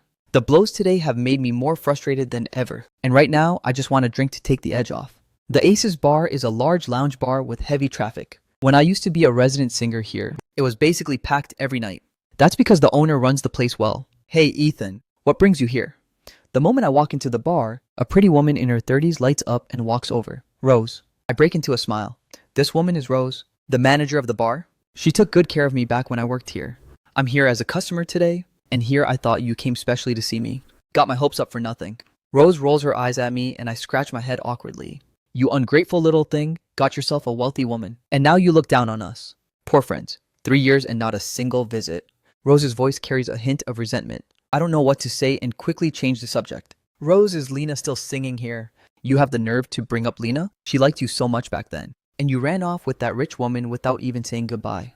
Do you have any idea how hurt she was? Rose says helplessly, she left less than a month after you did. But we've kept in touch over the years. 2 years ago, she joined a singing competition and made the top 10. She signed with an agency. Now things aren't blazing, but she gets ad work, which is way better than singing at a bar. Really? That's wonderful. Becoming a singer was always her dream. I can't help feeling happy for my good friend. Rose pauses, then asks, how about you? How are things with that rich woman? I don't feel like saying much. It's whatever, Rose. You've got lots of customers. I won't keep you from work. I'll find a spot over there. I point to a corner and walk over. After sitting down, I order 2 bottles of wine and drink alone. Rose comes over for a glass with me. At one point, just as a warm buzz settles in, a surprised voice suddenly comes from beside me. What are you doing here? Yes, Stella. I turn around stunned to see her. I'm used to seeing her in a white coat looking dignified and serious. But tonight she's in a fitted, black bodycon dress that shows off her stunning figure. I notice many men around fixing burning gazes on her. Bad mood, came for a drink. Didn't expect to run into you here. Stella sits down across from me, ordering a bottle of red wine from the server. I know why she's in a bad mood and comfort her. Stella, Grandpa's situation really isn't your fault. Please don't feel guilty. If you do, I'll feel terrible. What about you? You came to drink because you're upset about Grandpa. Stella looks up at me. She remembers I once told her I hate drinking, especially the feeling of being drunk. Back when I was a resident singer here, I had to drink with some big tipping customers, often ending up drunk. I hated that feeling. For me to come here alone today, doing the very thing I hate, my mood must be at rock bottom by now. I've had quite a bit. My head fuzzy. My face flushed red. Hearing her words, I let out a self-mocking laugh. Stella, I just feel like I've been such a failure as a person. Stella pauses. I tilt my head back and take a sip of wine, my eyes hazy. I told you Grandpa picked me up from a garbage pile. Without him, there's no me. I was actually pretty mischievous as a kid and my grades weren't great. A child like me, especially one in an orphanage, would usually be given up on. But Grandpa never gave up on me. Later, when he found out I had some musical talent, he supported me studying music. You know, studying arts isn't something an average family's kid can afford, let alone an orphan. But from beginning to end, Grandpa supported my dream. To gather tuition at his age, he went to work at construction sites. One time he even fell from a building. As I speak, tears spill down uncontrollably. But I'm useless. Watching him suffer like this, watching his life come to an end. And I can't help him. Stella's heart is deeply moved seeing me in tears. She aches for me. Grandpa won't blame you. Don't blame yourself like this. You've already done so much. And didn't you say I'm your only friend? As a friend, I'll definitely help you. Stella. Thank you, I say sincerely. You've already helped me so much these 3 years. I don't know how to repay you. Stella smiles gently. Silly. You took a knife from me that day and saved my life. Isn't that enough? Besides, caring for patients is part of my duty as a doctor. I can't hold my alcohol well. After finishing the bottle, my head feels like it's exploding and I collapse on the table. Unable to get up, Stella struggles to help me into the car and calls a designated driver to take me to Yorkfield Estates. She doesn't know yet that I moved out of the villa area. She's dropped me off here a few times before, so she remembers the location, but she doesn't have Vivian's number, so she has to use my phone to call her. Hello. A cool voice comes through the receiver. Is this Miss Sterling? Ethan is drunk. Please come to the gate to pick him up. Who are you? Hearing a woman's voice on the other end, Vivian demands, I'm his friend. Vivian falls silent for a few seconds. More than 10 minutes later, Vivian walks to the gate in casual clothes. When she sees Stella standing at the car door, she's stunned. This woman is too beautiful. In looks, she matches Vivian, and she also has a graceful air that Vivian lacks, like a refined young lady from the South. When did Ethan have such a beautiful female friend? Vivian feels uncomfortable. She steps forward. Why did you take him drinking? Don't you know his health is bad? Stella pauses. Vivian's arrogant tone makes her uncomfortable. Does she talk to Ethan with the same condescending attitude? At that thought, Stella's eyes turn angry. Ethan is such a good gentleman. What right does she have to treat him like this? Miss Sterling, I know your family is wealthy, but I don't know you and I don't owe you anything. I hope you'll watch your tone. Stella shoots back. Vivian pauses, knowing her tone was a bit harsh. She usually doesn't treat people this way. She was only worried about Ethan's health today. He only has 2 months left, and this woman took him drinking and got him completely wasted. That's why she was so angry. Give him to me, I'll take him home. Stella raises a brow. Miss Sterling, as Ethan's friend, I think I have the right to say a few words. Yes, he has no money and no status, and is nothing compared to your Sterling family.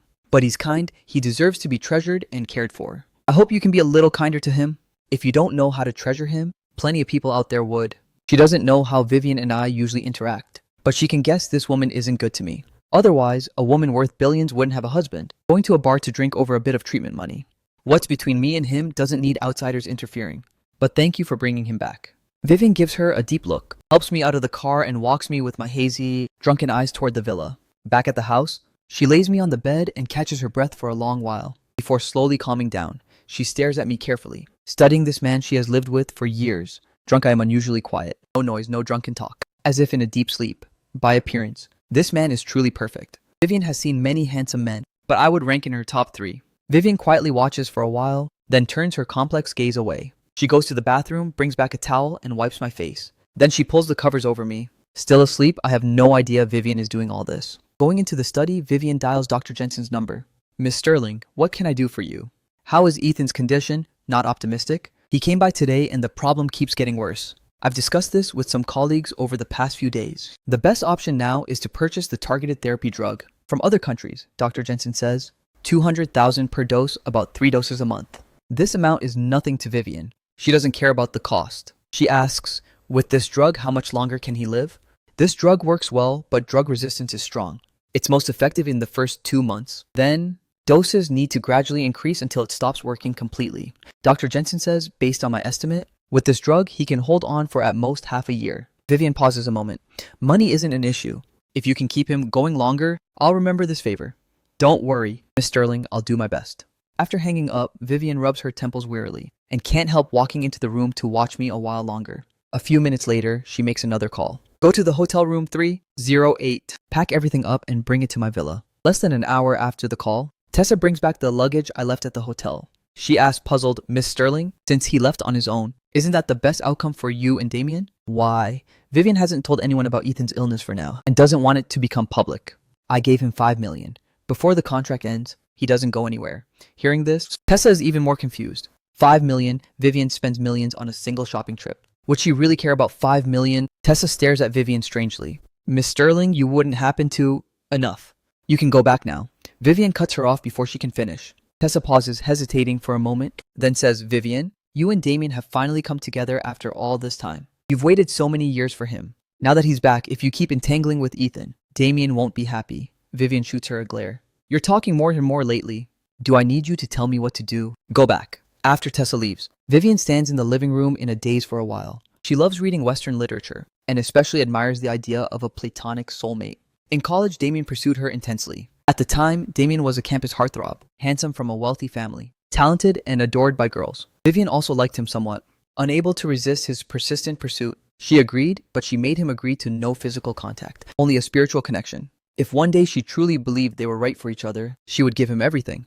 At first, Damien agreed readily, but after graduating, he could no longer stand a relationship where he could look, but not touch. He gave her an ultimatum. Either go to a hotel together or break up. After Damien left in anger to study abroad, Vivian reflected on whether she had gone too far. After all, in today's society, where do you find someone who dates for over a year and doesn't even let her boyfriend touch her? The more she thought, the more she felt she owed Damien.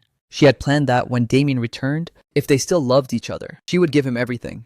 But the day Damien came back, the moment she saw him at the airport, even though his face was more handsome than before, more refined, she didn't feel the joy she had imagined. Vivian has a cool nature, and during that year of dating Damien, they spent little time together. Most of the time, Damien was away filming, so she's actually slow when it comes to romance. Even now, she doesn't really know what she feels for Damien, maybe a bit of affection. Or maybe just the old obsession and a sense of guilt toward him. She's lost in thought, when she suddenly hears noise coming from my room. She pauses briefly, then walks in to find that I have actually sat up dazedly on the bed. You're awake, Miss Sterling. What are you doing here? I ask, slurring. Vivian says, this is my villa. If I'm not here, where would I be? How did I end up here, sorry? Miss Sterling, I'll leave right away.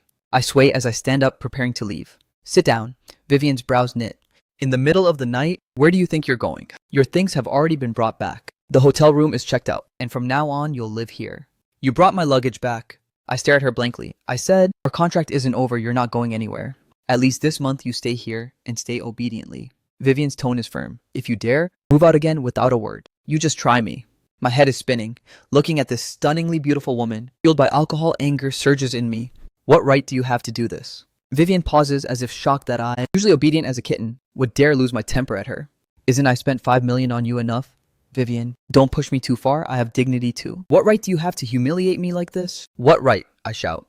I already said I'd return your 140,000. What more do you want? Do I really have to stay here to satisfy your little hobby? Vivian is confused. What hobby?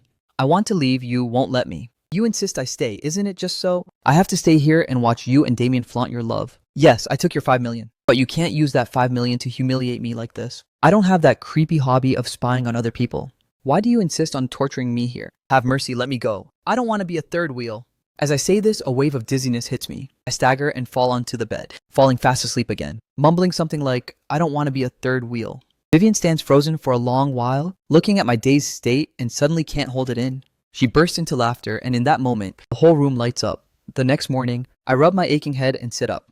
Looking at this familiar yet strange environment, I freeze for a second, then it hits me. I think I said some things last night I shouldn't have. I slap my head in frustration. Ethan, I told you not to drink, but you had to now. How? Am I going to clean this up? I have this cringe so hard I want to die feeling. The words are out. How do I face her now? After sitting on the bed in a daze for a while, I freshen up in the bathroom and walk into the living room. The moment I get there, I freeze.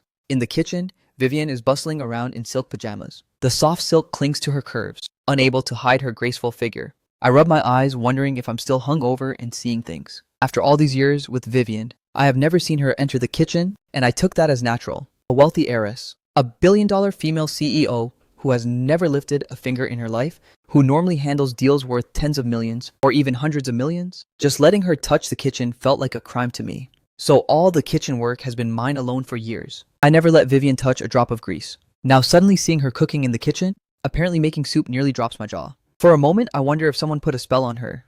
But to be fair, Vivian cooking seriously doesn't look as icy as usual. Her features look soft, a slight smile at the corner of her mouth. Her whole body seems to radiate gentle, graceful light. Truly, a focused woman is the most beautiful. Vivian seems to hear the noise outside. She turns and sees me standing there like a complete idiot, eyes wide staring at her. She's a bit startled, the corner of her mouth lifting. You're awake. I am. My face dims with a bit of embarrassment. You're making soup. Almost done, just a moment. I subconsciously nod, but my feet feel glued to the spot, unable to leave or move. Finally, I scratch my head and ask, need any help? No, almost ready. All right, I'll set the table. Soon, I'm sitting at the table drinking bird's nest soup. Vivian served personally. A flicker of daze crosses my face. The soup tastes ordinary, which is normal. Vivian is clearly a beginner, and this pot was probably made following an online tutorial. The taste isn't anything special, but I still drink it with gusto. Soup personally made by a stunning CEO isn't something anyone gets to taste. With that status attached, this bowl of soup seems much tastier. While drinking, I can't help sneaking a glance at the bright-eyed Vivian across from me, thinking that since I already let everything out last night, I might as well lay things out clearly. Miss Sterling, I'll move out after breakfast. Vivian doesn't even lift her head. She only took one sip of the bird's nest soup before putting it down, probably finding it bad. Now she's holding her phone, reading financial news. Seeing she doesn't respond, I continue. I've put a deposit on a place with an agency near the film studios. I should hear back in a day or two. At this, Vivian suddenly lifts her head and coldly says, have I treated you badly in these 3 years? I quickly say, Miss Sterling, I'm grateful for your care. Not only did you give me $5 million, I've also lived well here. You never asked me for a single cent for living expenses, and you even gave me gifts on my birthday. I remember it all. If so, why do you insist on leaving? Vivian's eyes grow colder. I open my mouth looking at her in surprise. Why am I in such a rush to leave? You should know best. It's to keep from getting in the way of you and your first love. Without alcohol giving me courage. I don't dare say these words directly. For a moment, I have no idea how to respond. Is it because of Damien? Vivian asked bluntly. I'm speechless. You already know. So why ask Miss Sterling? I've thought it through. I look up at her seriously with sincere eyes. Your secretary Tessa told me the reason you signed this contract with me was to spite your boyfriend. Now that he's back, this contract no longer needs to exist. If I stay, it might even cause misunderstandings for your boyfriend. So me leaving now is best for everyone. Don't you think? Of course. I won't take advantage of you. The $140,000 for the remaining month, I'll pay you back as soon as I can. Vivian's brows knit tightly together, and she doesn't speak for a long time. I let out a breath of relief. She must have taken it in. Looks like this can be settled smoothly today. From now on, we go our separate ways, owing nothing to each other. Maybe this is a good thing for everyone. I tactfully stand up and leave, wash the dishes in the kitchen, and casually head to my room to grab my things. Just as I'm about to leave, Vivian's cold voice comes from behind me. You just try walking out. I'm a businesswoman. Since I gave you the money, you have to fulfill your duty before the time is up. You go nowhere. Don't bring up that 140,000 again. I don't need the money. You stay right here until the contract ends. You dare leave, you just try me. My body stiffens. I stare blankly as she grabs her bag, slams the door, and leaves. My face turns bitter. I want to ask her, do you need to see a doctor? A perverted habit this serious is a disease too, forcing me to stay just for that thrill. I feel drained of all strength. I slump on the sofa, catch my breath for a long while, and finally sigh helplessly. Forget it. At most, it's just one more month. Grit my teeth and it'll pass. Since I've decided to stay, I won't agonize over moving anymore. The priority now is to find a way to make money. Grandpa Hayes needs 3 doses of targeted therapy drug per month, which costs $600,000. That's an astronomical figure to me. I wonder how Lily is doing on her end. I'm about to call Lily to check, but before I can, Lily's call comes in first. Ethan, come to Yorkfield Plaza now. Big opportunity. Okay, I'll be right there. I perk up quickly, fix my appearance, put on a more business-style outfit, and head out, grabbing a cab to Yorkfield Plaza. Lily. The moment I get out of the cab, I see Lily elegantly dressed, waiting at the entrance. She quickly walks over. I'll cut to the chase. You know, The Tale of Hannah, right? I nod. This drama is a major production, with an investment of over $200 million and a luxurious cast. The female lead is Coralie, the actress with the strongest viewership pull. Several veteran actors have joined as well, and the national TV network has long secured the broadcasting rights. Word has been spreading that the drama is in full casting mode. A nobody like me wouldn't even dare dream of a production this big. If a drama of this scale isn't too bad, even a slightly standout supporting role can give an actor a popularity boost. All the big agencies are pulling out all the stops to get their artists in. I'm not signed to any agency, just listed under Skyline Entertainment, with very limited resources. I don't even have the standing to compete. The third male lead was originally given to Wesley from Rockstone Entertainment, but Wesley had bad luck. 2 days ago, he had a sudden appendicitis attack and he's still in the hospital. Lily smiles brightly. I talk my throat dry to get this from Rockstone Entertainment, but it's only an audition. Whether you get it depends on you. I'm pleasantly surprised. Third male lead? With my track record, I wouldn't even get a shot at auditioning. Lily has done so much already. Lily, I'll do my best. Lily looks at my handsome face and smiles. Of course I believe in you. Too bad time is tight. The audition is soon. Read the script first. My audition is set for 2:30 in the afternoon. I have just over 5 hours, so I don't waste a second. The moment I get the script, I dive into it hungrily. What are you doing here? Just as I'm fully absorbed in the character, a surprised voice suddenly comes to my ears. I jerk my head up and meet Damien's gaze, full of shock and anger. A wave of disgust rises from nowhere. I don't respond, just lower my head, eyes fixed on the script. You're here to audition?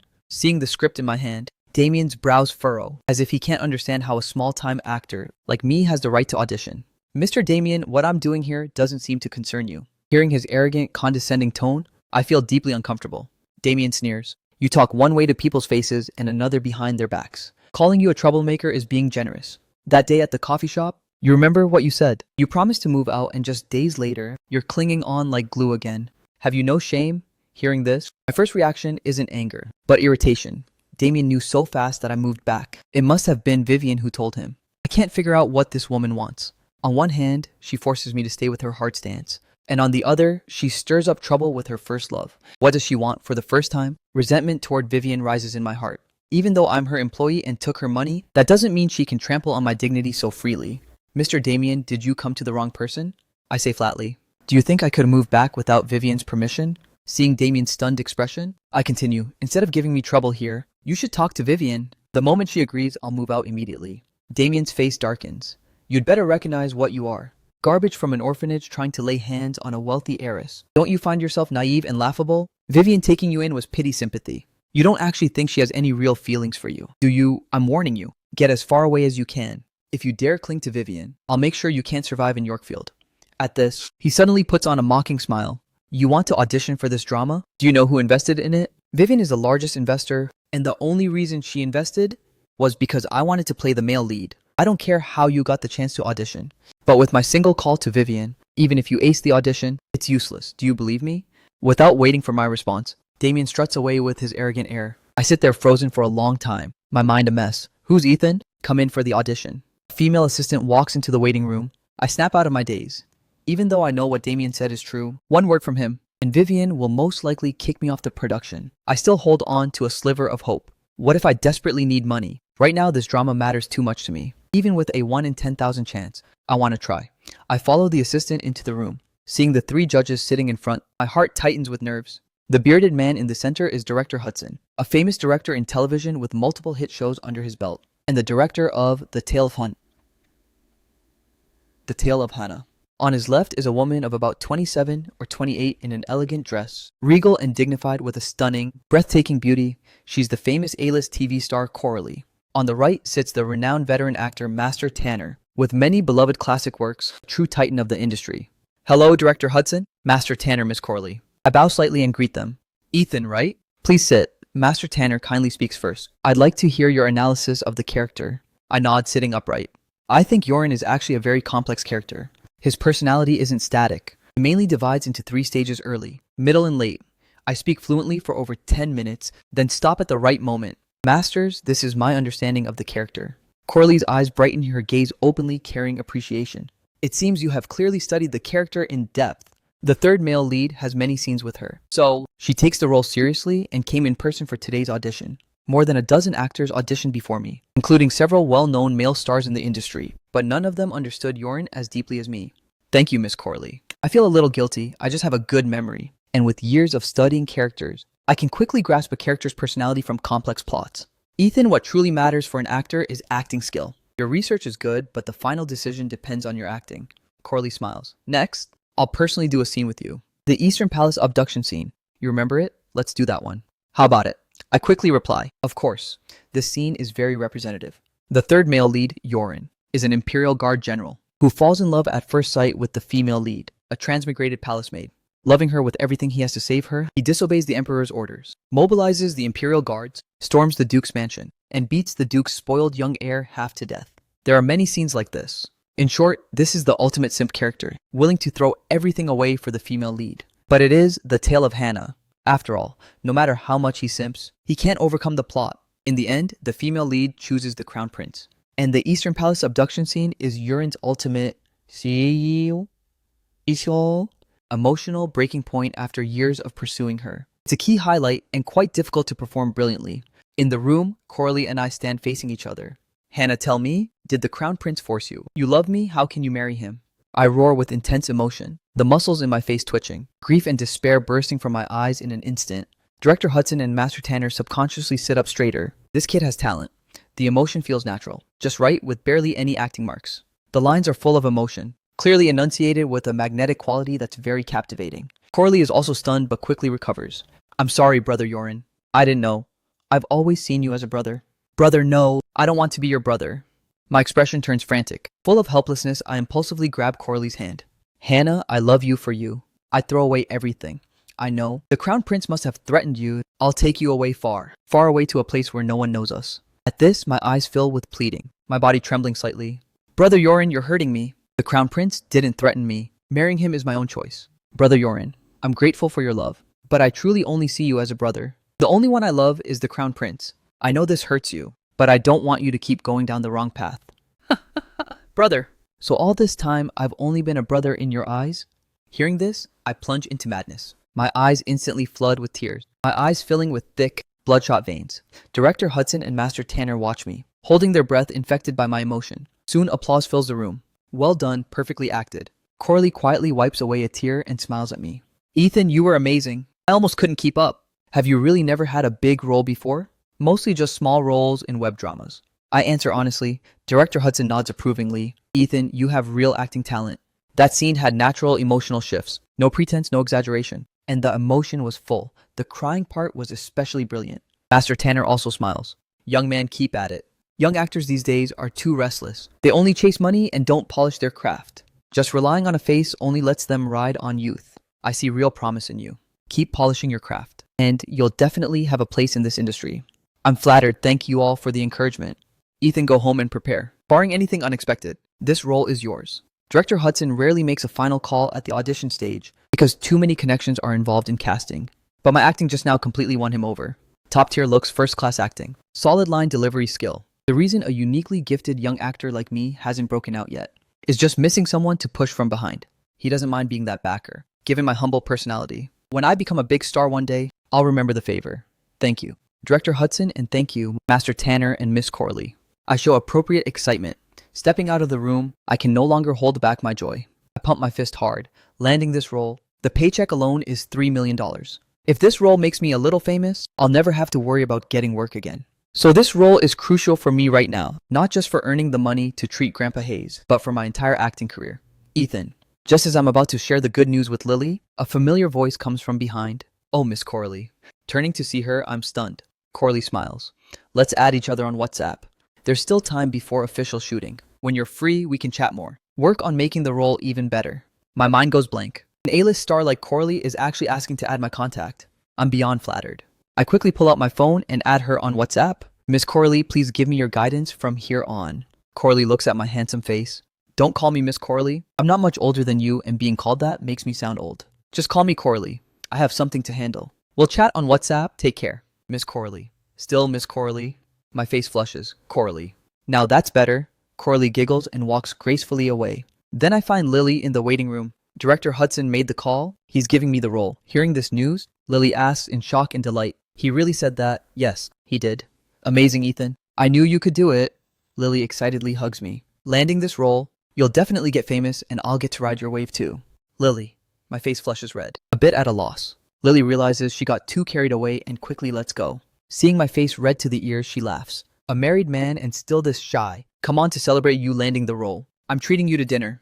Lily picks a Western restaurant in the city center. Quite upscale. After ordering, Lily says, this drama starts shooting early next month. You have half a month to prepare with your acting. You'll definitely be fine. But you still shouldn't slack off.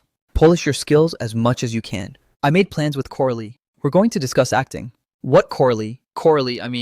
Miss Corley. Lily's eyes go wide like she's seen a ghost.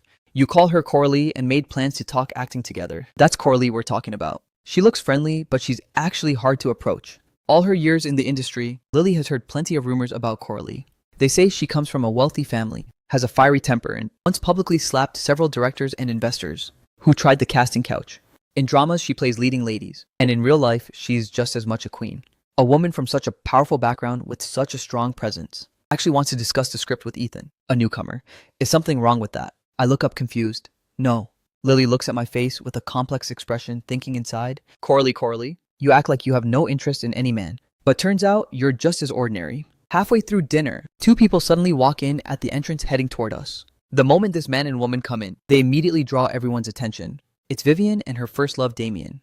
Vivian, let's take the window seat over there. Damien smiles at Vivian beside him. Since coming back, he has invited her out alone many times. But Vivian has always made excuses and refused to dine with him one-on-one. Still, Damien knows Vivian warms up slowly. After so many years apart, there's bound to be a bit of distance. He believes pursuing her as passionately as he did in college will eventually win this icy beauty over. So he isn't in a hurry. These past days, he sends a bouquet of flowers to her every morning and evening. Regular breakfast delivered and constant caring messages on WhatsApp. This afternoon, he tentatively invited her to dinner, and to his surprise, she actually agreed. Even now, Damien is excited, as if he sees hope of winning her over. The seat Damien picks happens to be right in front of Lily and me. Once seated, Vivian has her back to me while Damien faces me directly. Our eyes meet and both of us pause briefly. Then Damien breaks into a wicked smile. Vivian, thank you so much for that drama. You know, I'm just the illegitimate son of the Vance family, with no real standing at home. The Vance family resources never flow my way. If you hadn't invested in this drama, I'd have had little chance of landing the male lead. It's nothing. Helping you is one thing, but our market division also found this drama worth investing in. Vivian, do you remember our college days? You told me back then you'd make me a top-tier superstar. Damien's eyes fill with deep affection. If you hadn't used your family's resources to back me, I wouldn't be where I am today. 3 years ago, I lost my mind and left you. Tessa told me you were heartbroken for a long time. The truth is, I missed you terribly these years. Deeply regretted my impulse. And I never expected you'd still help me now? Vivian, you're too good to me. Vivian pauses a few seconds. Don't sell yourself short. Your achievements come from your own effort too. I don't want to listen to them pour their hearts out, but the seats are too close. I can't avoid hearing every word. A wave of restless anxiety runs through me. I think to myself, so Vivian can speak so gently after all. But this gentleness only Damien has the privilege of enjoying. With me, Vivian has always been arrogant and condescending. Maybe that's the difference between an employee and a lover. Listening to them chat warmly, my eyes turn hollow and the fragrant steak tastes like sawdust. By the way, Vivian, that thing I asked you about, how's it going? Damien asks. He's just a newcomer. I don't think he can handle the responsibility of third male lead. You invested in this drama. For me, you can't let a piece of trash like that ruin the show. I've already spoken with Director Hudson. Vivian's tone softens. Hearing this, my eyes go blank, my whole body trembling slightly. Ethan, what's wrong? Lily notices something is off. I look panicked and stand up. Lily, I'm not feeling well. Let's leave here. Yes, sure, let's go now. Lily, startled by my devastated appearance, stands up to take me out. Ethan, are you dining here too? Right then, Damien pretends to just notice me and suddenly calls out. The moment he says it, Vivian immediately turns around and sees Lily and me standing up to leave. Her gaze lingers on my face for a few seconds, then shifts to Lily's face. Lily is past 30, but her natural looks are excellent. And being skilled with makeup, she looks graceful and elegant under her refined makeup, gentle and lovely enough to draw most men's attention. In the year plus that I've worked with Lily, although she has dropped me off at the Villa Gate many times, she has never met Vivian. I never mentioned Vivian in front of her. So Lily doesn't know who Vivian is. Right now, Lily just feels strange, faintly, sensing that this woman's gaze toward her carries a hint of hostility. I don't look at Vivian's scrutinizing gaze. Don't answer, just turn to leave. As if this place is a deadly trap. I always thought I knew Vivian well, always believed she was a kind woman. But suddenly this woman feels so foreign. So foreign, it scares me. So heartless, it scares me. This role was my chance to turn things around. My way to raise money for Grandpa Hayes' targeted therapy drugs, and now it's stripped away by one word from her, just to please her first love. I never maliciously judge anyone. Even when my adoptive mother Fiona treated me so badly, I never hated her, I'd remember the good side of her.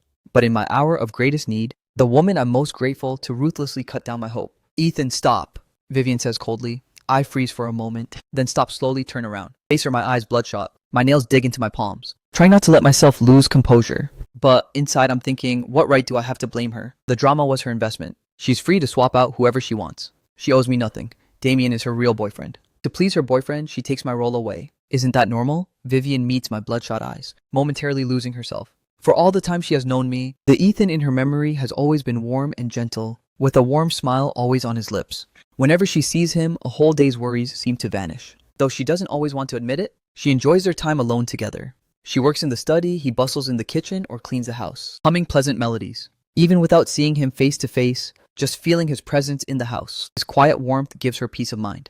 In all their years together, she has never seen such a near despair look in his eyes, carrying a heartbreaking, shattered feeling. Her heart trembles slightly and her tone softens. Ethan, Damien, and I are discussing some work matters. Come sit with us. The reason she agreed to dinner with Damien today is mainly because Damien has been sending flowers and breakfast every day, causing her major trouble. Many people at the company know she's married, and Damien's relentless pursuit has stirred up plenty of bad rumors. At work, she wanted to use this chance to have a proper talk with Damien, not expecting to run into me here. Normally, with her proud and cool nature, she would never bother explaining. But seeing my devastated state, Vivian uncharacteristically offers an explanation. No, thank you. Miss Sterling, we've already finished eating. Nothing else, I'll head out now. Right after saying that, I practically flee the scene. Outside the restaurant, I'm like a fish out of water, mouth wide open, gasping for air. Sorrow pouring uncontrollably from my desolate eyes. Ethan, what's going on? Do you know that woman? Lily catches up, looking at me with concern. Lily, I'm sorry. I feel I've let her down. I know how much Lily has poured into me over the years, how many worries she has carried for my career. There were several good opportunities before, but they required filming out of province for long stretches. Having signed the contract with Vivian, I always put her first to do right by that $5 million. And with Grandpa Hayes to look after, I painfully gave up those opportunities. But Lily has always respected my decisions, never complaining. Landing the Yorin role this time, I wanted to share with Lily right away because it would not only launch my career, but also lift Lily's career. In the end, I disappointed her. Deep guilt churns inside me. Why are you saying sorry to me? Out of nowhere, Lily is confused. The role might be gone. Lily's eyes go wide instantly. Why? I don't want to hide it from her anymore. The woman just now is my wife. She's very wealthy and one of the investors of the Tale of Hannah. She's your wife. Lily is shocked. I laugh at myself. Do you think I'm worthy of her? The truth is we're just in a fake marriage. The contract has 1 month left. Then it ends. Lily is stunned, never imagining things would be this way. You should have recognized the man with her, Damien. He's her boyfriend. Now you know why Damien dislikes me. I smile bitterly. She invested in this drama mainly for Damien, so he could play the male lead. With Damien hating me this much, why would he let me play the third male lead? You heard them just now. They've already decided to take the role from me. It's a lot to process. Lily takes a long time to come back to her senses, then comes endless rage. They're bullying you too much. Forget it. I sigh. It's her investment, she has the right to use whatever actor she wants. But you've been her husband for all these years. Even if it's fake, she shouldn't be this cold-hearted. That woman looks pretty who knew her heart was so cruel. The more Lily thinks about it, the angrier she gets. She wants to march back and curse Vivian out, but I hold her back. Lily, don't be rash. How can I not be? Lily is fired up. You finally got a chance, and they just deny all your effort with one word. What gives them the right? My eyes go vacant and I shake my head gently. No matter what, she helped me back then. Without Vivian's 5 million, Grandpa Hayes wouldn't be alive today, and the orphanage might have been shut down long ago. I'll always remember this great kindness. Lily looks up at my lost eyes aching for me. You're just too kind, always thinking of others. If the chance is gone, it's gone. I'll find you another one. I don't believe they can control everything. With your acting and talent, someone will see your worth. Just as we leave the restaurant, Vivian and Damien come out. Before the food even arrived, Vivian lost her appetite and quickly came downstairs, just in time to catch a glimpse of my departing figure. Damien glances at her dazed eyes, jealousy flashing in his own. He smiles. Didn't expect Ethan to quietly find himself a girlfriend. She's pretty but seems a few years older than him. Maybe knowing the contract with you is ending, he seamlessly found another woman. Never would have guessed he looks so innocent on the surface, but plays around so freely behind the scenes. Vivian stays silent, a flicker of deep thought crosses her cold, sharp features. Damien, stop sending flowers to my office. Damien freezes. Ethan and I are still husband and wife. Many people at the company know this. Your big bouquets every day have already caused a lot of bad rumors. Vivian says. Damien says with difficulty. Vivian, you know my feelings for you. Since you've waited so many years. Even finding Ethan as a substitute, now that I'm back, is there really any need to keep entangling with him? He really can't figure out what Vivian is thinking. On one hand, she acts deeply devoted, saving herself for him, even finding a substitute who resembles him a bit. She treasures every gift he sent, taking careful care of even a single clivia plant. But ever since he came back, she keeps her distance lukewarm and detached. Vivian is silent for a few seconds. I told you back then what I want is a platonic spiritual love. For years, I thought you and I had that kind of connection. Maybe the obsession deep in my heart played tricks. I kept fantasizing and longing, idealizing you as much as I could. That's why I treasured all your gifts. I thought they were so romantic. When I heard you were coming back, I even thought about throwing everything away to run to you. At this point, under Damien's expectant gaze, she pauses briefly, then continues. But that day at the airport, I realized you fell far short of the ideal I had in mind. I felt no real anticipation, no real joy. Why is this happening? Hearing this, Damien clenches his fist, his eyes filled with frustration. Vivian shakes her head. I don't know either. The old feeling just isn't there anymore. Is it because of Ethan? Damien grits his teeth. Vivian freezes for a moment, says nothing. What does he have? No career, no background. He may be handsome, but I'm more handsome than him. In what way am I worse than him? Damien almost roars. Vivian looks up at him, a hint of pity in her eyes. You don't need to be like this. Vivian, I know I was wrong back then. I shouldn't have acted on impulse forcing you that way. Give me one more chance, please. I'll respect you. I'll never force you to do anything you don't want. Damien pleads. Vivian doesn't answer, just turns and walks toward the parking lot. Ethan, you damn bastard. Damien curses through gritted teeth. I'm not done with you. On the way home, I receive a call from Director Hudson. Yes, Director Hudson. I understand. It's fine. I know some things are out of your control. I don't blame you. I'd be honored to hear your guidance another time. On the phone, Director Hudson sincerely apologizes, says he thinks highly of me. This time, it's due to forces beyond his control. There was simply no way to make it work. For his next drama, if there's a suitable role, he'll invite me to audition. Though I already guessed the role was lost, hearing the actual call still leaves me with a sense of loss. This was a real opportunity, but things didn't go my way. So now I need to find another way to earn the money for Grandpa Hayes' targeted therapy. Drugs fast. Folks, this is the famous Estates in Yorkfield. Just as I reach the gate, a bleach blonde guy walks toward me, followed by a whole team. Looks like he's live streaming.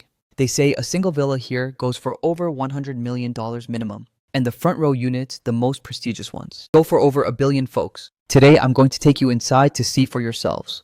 Watching the scene, I suddenly remember the original owner of this body was a content creator on a platform. 2. His account name was Riding the Wind, verified as an independent musician. I pull out my phone and check. There are dozens of videos, only 3 originals, most are covers. The original owner's personality was similar to mine. A bit shy, so none of the videos showed his face. With his karaoke level singing skill, the videos didn't get many likes. The most popular one only got around 70 or 80,000. Should I record an original piece of music and post it? The idea suddenly hits me. At my current level, finding another opportunity, like The Tale of Hannah, would be extremely hard. Earning enough for the targeted therapy. Drugs through acting isn't realistic. Maybe being a music influencer would be a good way to make money. After all, in my previous life, I worked at a record label, systematically trained skilled in lyrics, composition, and arrangement. My mind holds a huge library of works from my previous life. If I can bring them to this world, maybe I can even break out. Once the idea takes hold, it spreads like wild vines through my mind. Back home, I immediately grab pen and paper. In under 10 minutes, a complete melody and lyrics are perfectly reproduced. At the same time, I download software on my computer and start arranging. I work until 5 in the afternoon. A complete song finally takes shape. Without professional audio recording equipment, the video quality isn't ideal. But with these conditions, I can't ask for more. I log onto the copyright registration site and register the copyright first. Then I write a caption and upload the video to the platform. After stretching, I check the time and see it's almost 6. I quickly head to the kitchen to cook. But just as I finish cooking, the door opens. Vivian is back. "You're home, let's eat." My gentle voice greets her. She looks up at me as if checking my mood and only nods. After seeing I'm normal, she goes to the bedroom. After a while, she comes out in pajamas, her hair down from its sharp updo to a relaxed, loose fall. Dinner is quiet as always. After eating, I go wash the dishes. And just as I'm about to head back to my room, Vivian calls out to me, "Ethan, let's talk." I pause briefly, secret joy rising inside. Could it be about ending the contract? That would be great. To say I have no resentment toward Vivian over today would be impossible. That role meant too much to me. But I also considered she put real money into the drama. Who she uses is her business. Besides, Damien is her real boyfriend. She loves him so much, sweeping me out to the door for him isn't wrong. And without that 5 million life-saving money back then, Grandpa Hayes wouldn't be alive today. That's a debt of saving a life. Even with regret and dissatisfaction, Vivian's coldness toward me isn't really a crime. What right do I have to blame her? "Miss Sterling, I know what you're going to say. It's about ending the contract, right?" I beat her to it. "All right, I agree. Can you spare some time?" "Tomorrow morning. Let's go to the marriage registry and file the divorce." Hearing this, Vivian is shocked. She didn't bring me over for this. She never thought of ending the contract early. She just noticed how tired I looked at dinner and was worried about my health, planning to ask how I was never expecting I would bring up divorce. Her face darkens instantly. "Ethan, there's no need for this. When we signed the contract, we agreed it was only a working relationship. That marriage certificate was just so you wouldn't get the wrong ideas. Do you understand?" I freeze. Over the years, I've heard similar words from Tessa many times, and Damien has said the same to me. But it's the first time these words have come from Vivian's own mouth. In that moment, my heart suddenly tightens, but the feeling fades quickly until everything is clear. Vivian regrets her words the moment they leave her mouth. She doesn't know why she said them. She just felt like I might be jealous of Damien, which annoyed her, and subconsciously, she wanted to crush such thoughts to spare us trouble. "Don't worry, Miss Sterling. I know my place, I know my position. I'd never have any improper thoughts. After the contract ends, I'll stay far away from you and Mr. Damien. I'll never cause any trouble for you both. Rest assured." Hearing this, Vivian gets even more annoyed. Says, "Do as you wish," and walks into the study. My gaze follows her, and when I pull it back, it's full of self-mockery. I had been thinking of getting out of this villa quickly, if only for my own dignity. Leaving on my own and being kicked out are two different things. But since Vivian insists I stay, I'll see out this last month enduring whatever humiliation comes. After all, I took her 5 million life-saving money. The next morning, I get a call from Lily. "Ethan, something big happened." Her tone is urgent. My heart sinks. "Lily, what's wrong?" "Someone in the industry has issued a blacklist order to ban you." My face goes white instantly. The first person I think of is Vivian. The Sterling family is an old money dynasty in Yorkfield, with assets approaching hundreds of billions and far-reaching connections. Only they could do this. I thought she only kicked me off the tale of Hannah. I didn't expect she would go this far, even destroying my livelihood. My breathing turns rapid, my face flushed, my thumbs digging into my palms. Rage and despair make me dizzy. With low blood sugar and an empty stomach, this morning I lose my breath. My head spins and I collapse. The loud thud startles Vivian in the master bedroom. Her face changes drastically and she rushes to help me up. I push her hand away and force myself up. Off the floor, my face pale. "I'll take you to the hospital." She reaches for her bag. "Vivian? Am I a joke to you?" I shout. Vivian freezes, looking at me in confusion. My eyes are full of fury and bitterness. Vivian has never seen me like this. In her memory, I'm always gentle and refined, never losing my temper in front of her for all these years, always respectfully calling her by title. Sometimes she could even see admiration and gratitude in my eyes. But now I'm calling her by name, and those eyes full of humiliation feel utterly foreign to her. She has no idea what she did to make me this angry. "From today on, I owe you nothing, Vivian. I, Ethan, owe you nothing anymore." My eyes are bloodshot, misted with tears. This moment is both despair and pain. I may have no love for her in my heart, but years together had me seeing her as a friend. Now I learned the cruelty of this world. I saw her as a friend, but she didn't hesitate to destroy my livelihood with those words. I don't hesitate, I slam the door and leave. Vivian stands frozen in place, then sits on the sofa with knit brows. She isn't angry, just trying to figure out what happened. What pushed such an honest man to this state? All these years, she hasn't paid attention to my affairs. She doesn't know who my friends are. Beyond knowing I'm a small-time actor, she knows nothing else, and she wouldn't know where to start looking. Finally, she walks into my bedroom. Ever since I moved in, she has never entered out of propriety. Last time, she found me secretly playing the piano she planned to give Damien. She only stood at the door and scolded a few words. The room is kept extremely clean. The bedding is neatly folded, everything organized, giving off a fresh feeling. Walking in, you can smell something pleasant, a faint masculine scent. Vivian's gaze first settles on the piano. Back then, Damien said he liked this piano.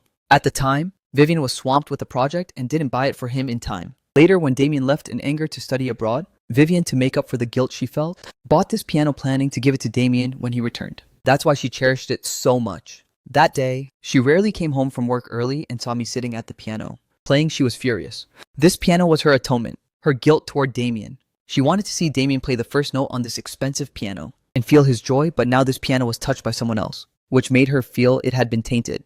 At that time, she scolded me with unprecedented harshness. I still remember how anxious I was, apologizing nonstop, promising never to touch it again. After that, I never touched the piano again. This piano became like a nightmare to me. The whole room is spotless, only the piano has a thin layer of dust. Her scolding made me afraid to touch it ever again. Vivian's gaze drifts for a moment. Did she go too far? She knew I loved music. Many times, she heard me practicing vocals from this room. I just enjoyed it. What harm would it have done to let me play? It wouldn't damage anything. Besides, her fantasies and passion for Damien gradually faded after that first meeting at the airport.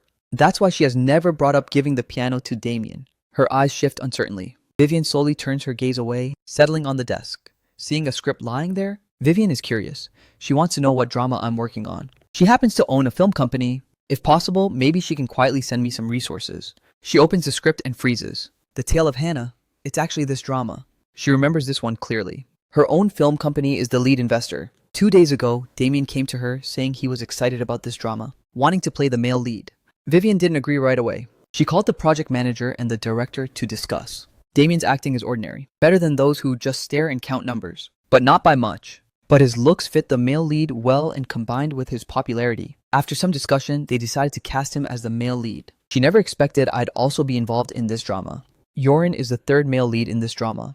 Seeing me mark Yorin's scenes in red pen, her expression turns shocked, and suddenly she remembers yesterday afternoon. Why was Ethan so devastated? Last time when she and Damien talked about removing me from the cast, I was sitting right next to them, so I must have heard every word, and thought she deliberately took the role away, which is why I looked so desperate. Her hands tremble slightly.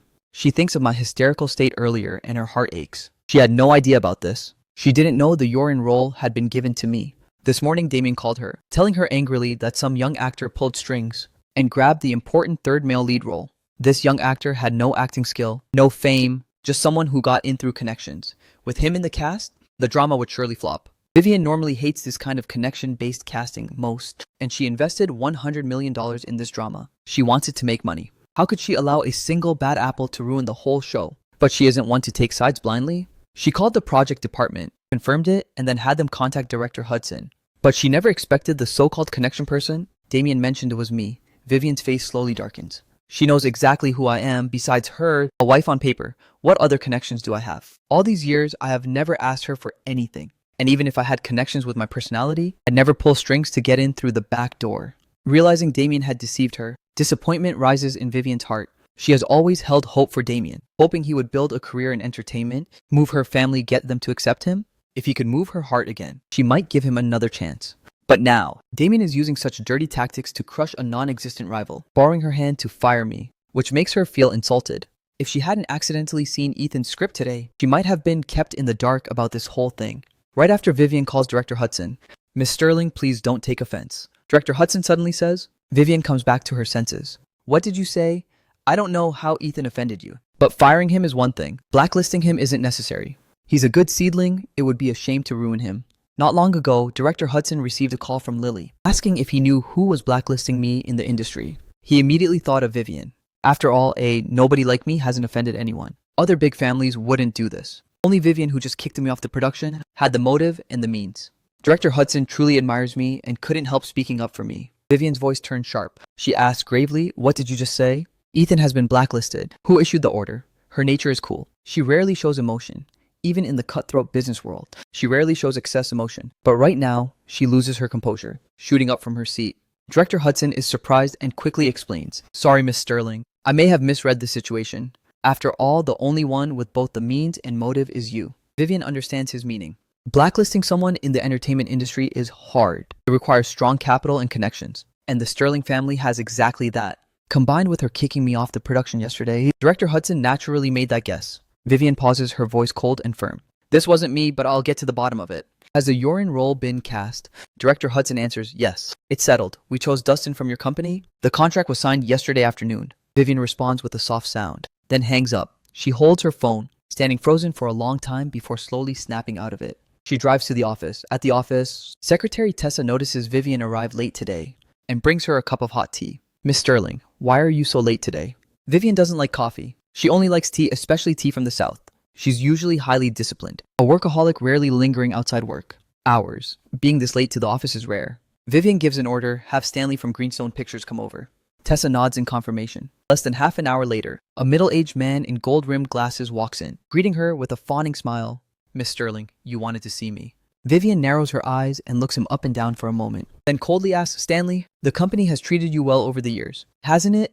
Stanley's forehead breaks into sweat. He answers nervously, Miss Sterling, I always remember your kindness. Did something happen? Vivian lifts her eyes and looks at him coldly. The actor for the urine role, you personally investigated, didn't you? Stanley is alarmed. Didn't Damien say Vivian wouldn't look into it? Who told you to do this? Vivian's voice gets colder. Stanley looks miserable. This time, he's truly been ruined by Damien. Because of his work, he often crosses paths with Damien. He also knows Damien is close to Vivian, so when Damien asked him for this favor, he agreed without hesitation. He never imagined a big figure like Vivian would question him over this. Miss Sterling, this isn't my fault. Mr. Damien came to me, said it was your arrangement. Stanley quickly shifts all the blame onto Damien. Go to finance and collect this month's salary. You don't need to come to work tomorrow. Vivian says coldly, hearing this. Stanley's face goes pale. Inside, he curses Damien 1,000 times over. It's all because of that damn man, making him lose his job. Vivian waves her hand, indicating he can leave, then she sits dejectedly in her chair, staring blankly at a delicate motorcycle model in front of her. Back in college, she loved these motorcycles that boys liked. She thought they were so cool, so striking, especially when she was in a bad mood. Riding around on one would make all her worries vanish. After Damien learned this, he paid a high price to custom order this motorcycle model from abroad and assembled it piece by piece as a gift for her. The actual value of this gift is hardly worth mentioning, but the sentiment was priceless. Vivian has always treasured it, kept it in the most prominent spot on her desk, as her companion through countless days and nights. But seeing this model now, her heart fills with an indescribable bitterness. The kind Sonny, the shining man in her heart has turned into a sinister person who uses tricks to crush others, which she can't accept. The enormous contrast even gives her heart a momentary jolt. She picks up her phone, wanting to call Damien, but quickly puts it down. A few minutes later, she picks it up again and puts it down again. After repeating this, who knows how many times, Vivian finally dials the number. Vivian, Damien's delighted voice comes through. Do you have time? Yes, of course. Even if I'm busy, I'd make time for you. Are you at the office? I'll come to you. Vivian's expression stiffens. After a long pause, she says, Maple Cafe, I'll wait for you there. Okay, I'll be right there.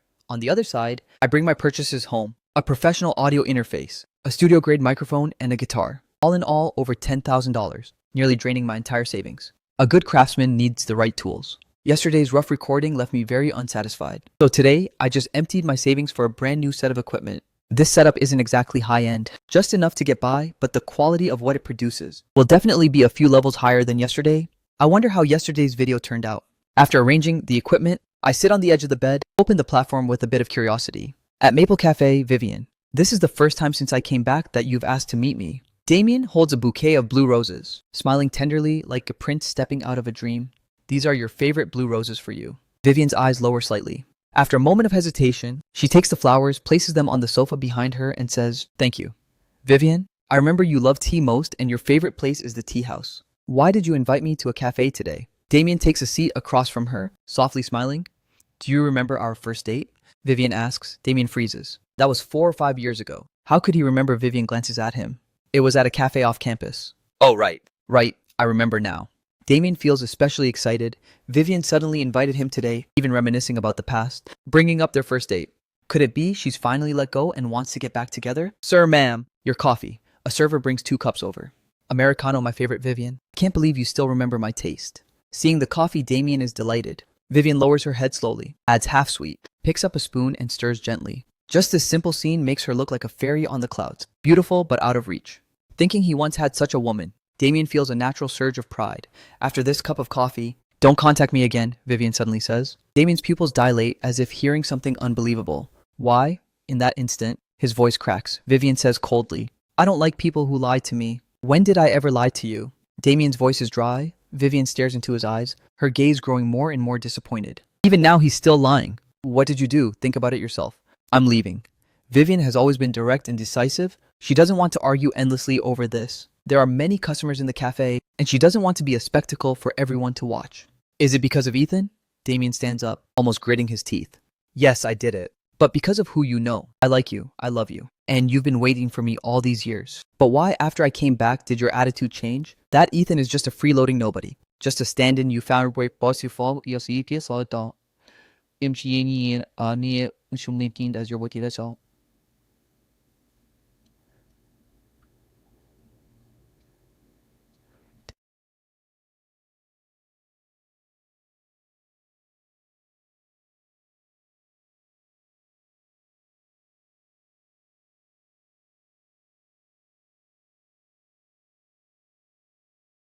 I don't want to see you so close to him. What's wrong with that? But I dislike him. I hate him. Yet you keep him at home. What am I supposed to think? I just can't stand him strutting around in front of me, wanting to get rid of him. Is that wrong? I did nothing wrong. It's your attitude that keeps wavering, giving me hope and taking it away. These words have been pent up for a long time. Damien ignores the many shocked looks in the cafe, determined to release all his frustration.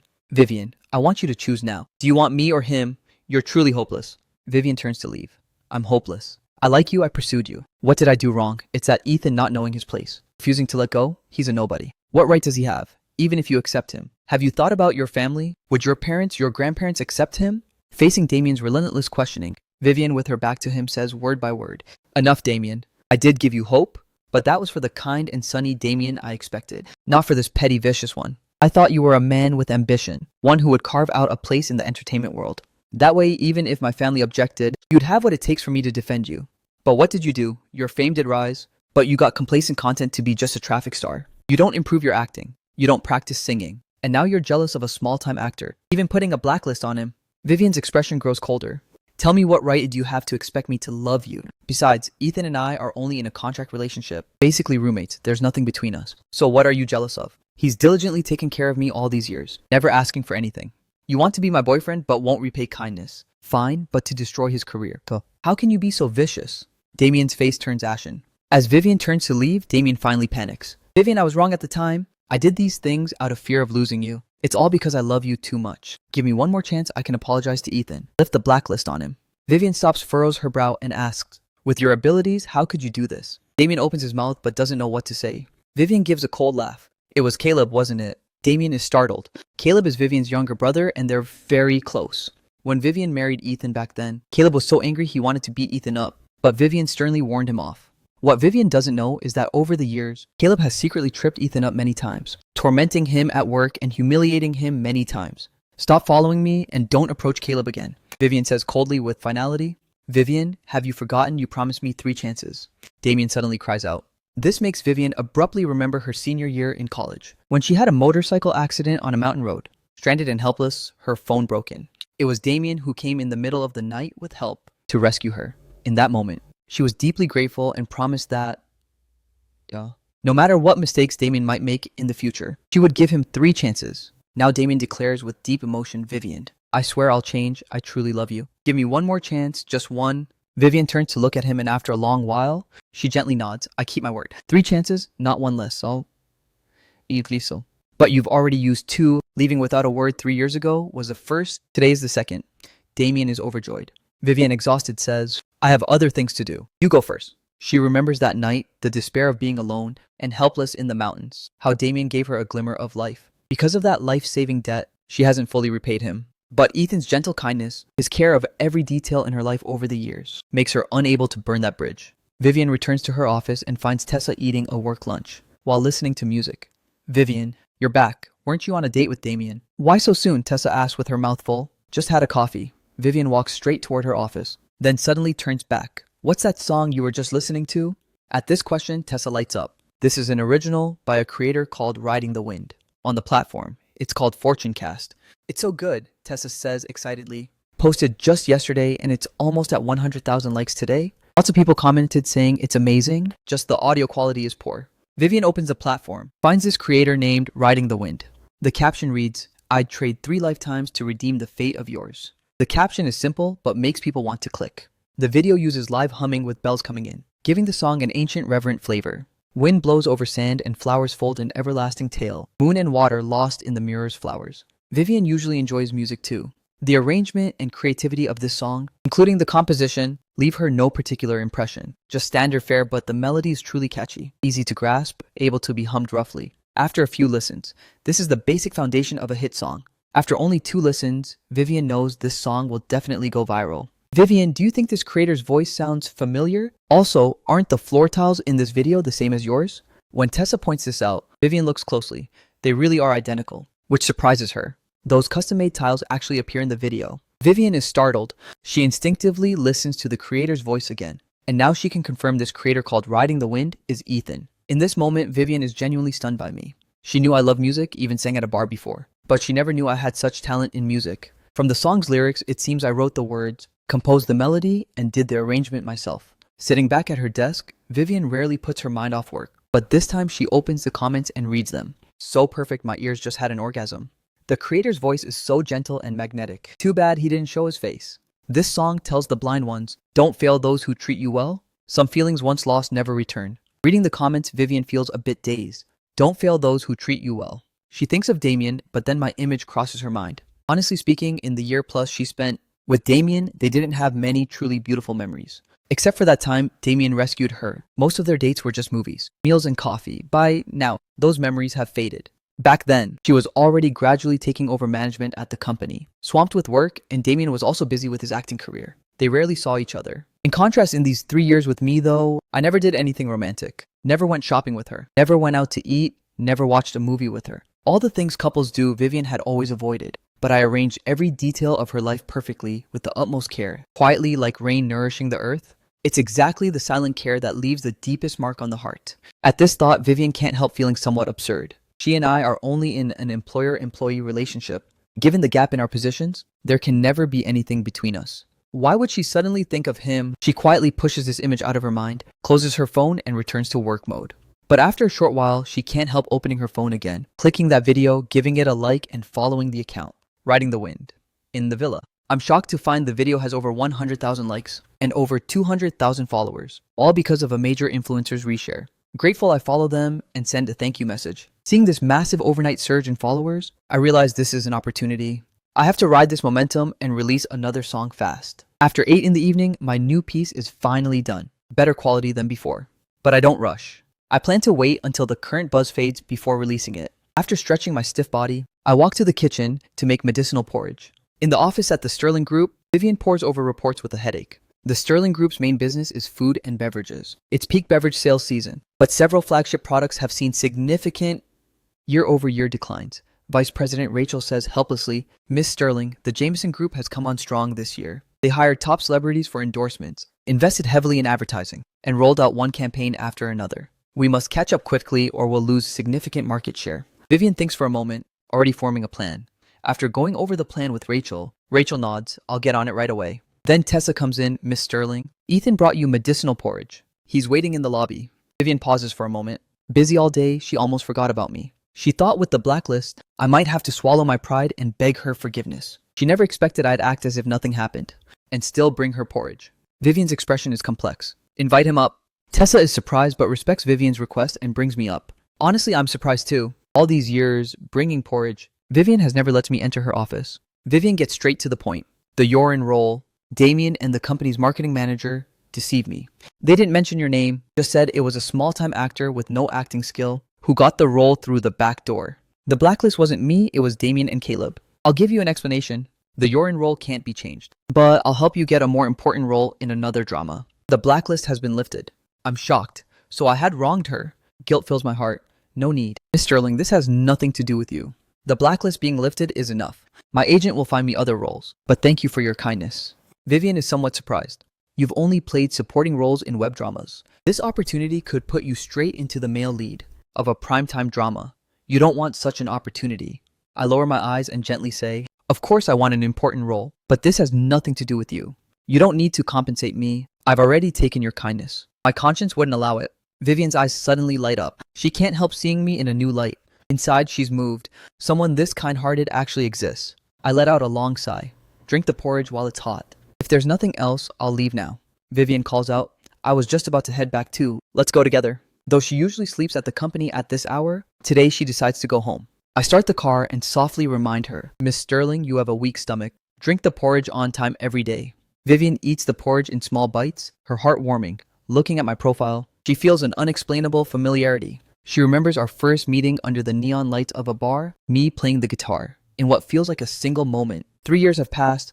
Vivian suddenly asks, do you have any wishes? I pause briefly, looking at her gaze in the rearview mirror. Her eyes clear, her sincerity moves me. I say quietly, I came from Hope Children's Welfare Home.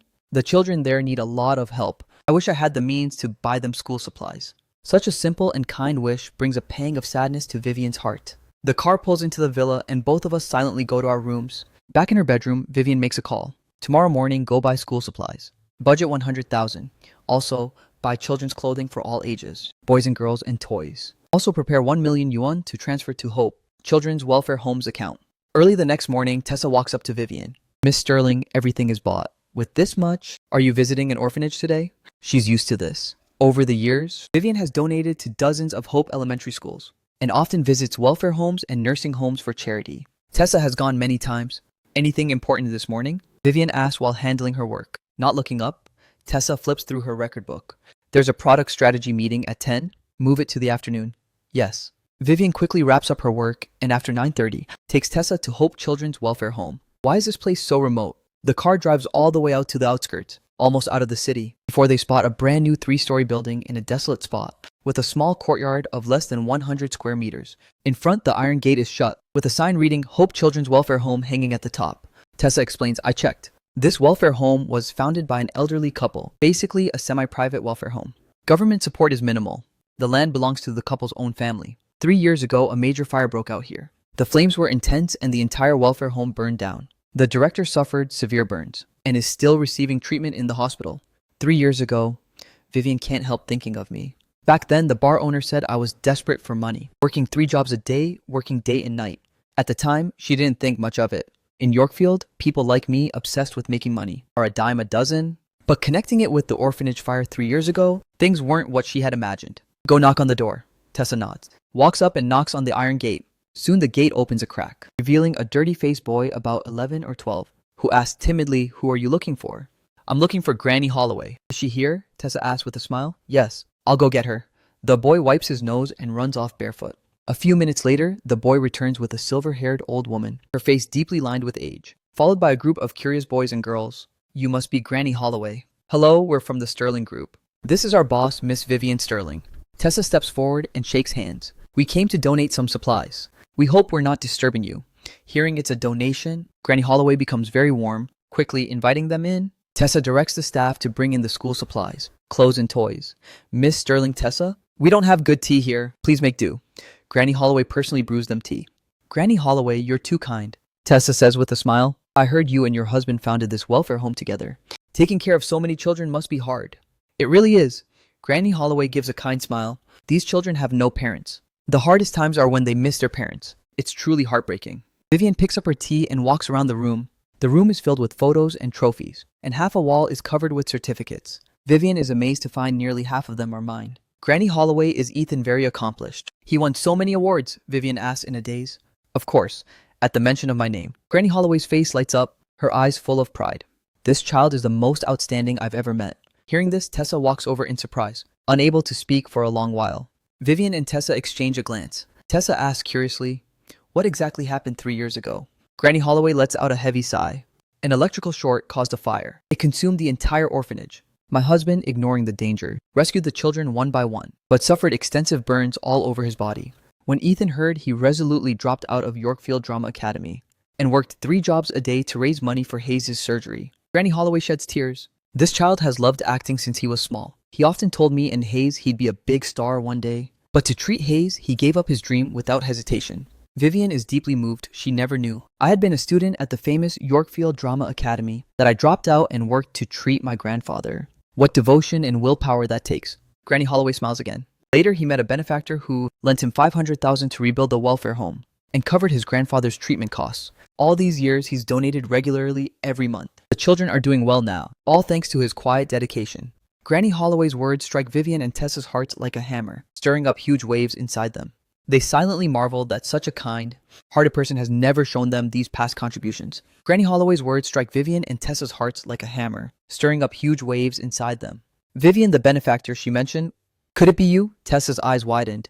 All this time she thought I was just someone living off others, never imagining I had worked so hard to rebuild the orphanage and treat Grandpa Hayes. Vivian looks dazed. She has lived with me for 3 years and knows I'm not greedy. She always kept living expenses for me in the living room drawer, most of which I used to buy ingredients for medicinal porridge. My monthly expenses were no more than 2 or 3,000. I never kept extra money for myself. She thought I worked so often because I was unhappy with the 5 million in savings. Now she understands I had always been short on money, the money all going into the orphanage and Grandpa Hayes.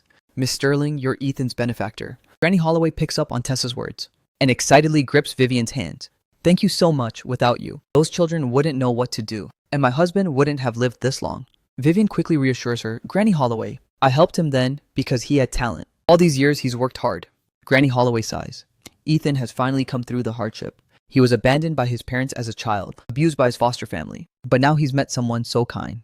Granny Holloway finally feels at ease. I also came knowing this, given his outstanding performance, the board has decided to donate 1 million yuan to the orphanage. If you have any issues in the future, feel free to contact my secretary anytime, Vivian says. Tessa promptly hands over a card. Granny Holloway is deeply moved and wants to refuse. How can this be? You've already helped so much. Vivian holds Granny Holloway's hands gently, her tone warm. This is a token of care. The children's living conditions need improvement. No need to refuse. Granny Holloway is both grateful and moved.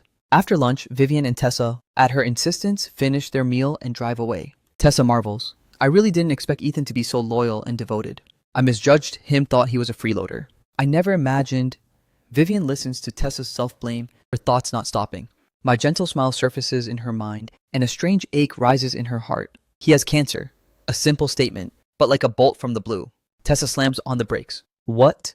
He's been diagnosed with late-stage lung cancer. Maybe only a month left. Vivian sighs. Softly, the two fall silent. The car continues, leaving only their shared sorrow lingering in the air. Early in the morning, I eagerly opened the platform. 500,000 likes. Seeing the like count on the Fortunecast video, I freeze. It blew up to this level overnight. Not only that, my follower count surged by 300,000 overnight, breaking 500,000.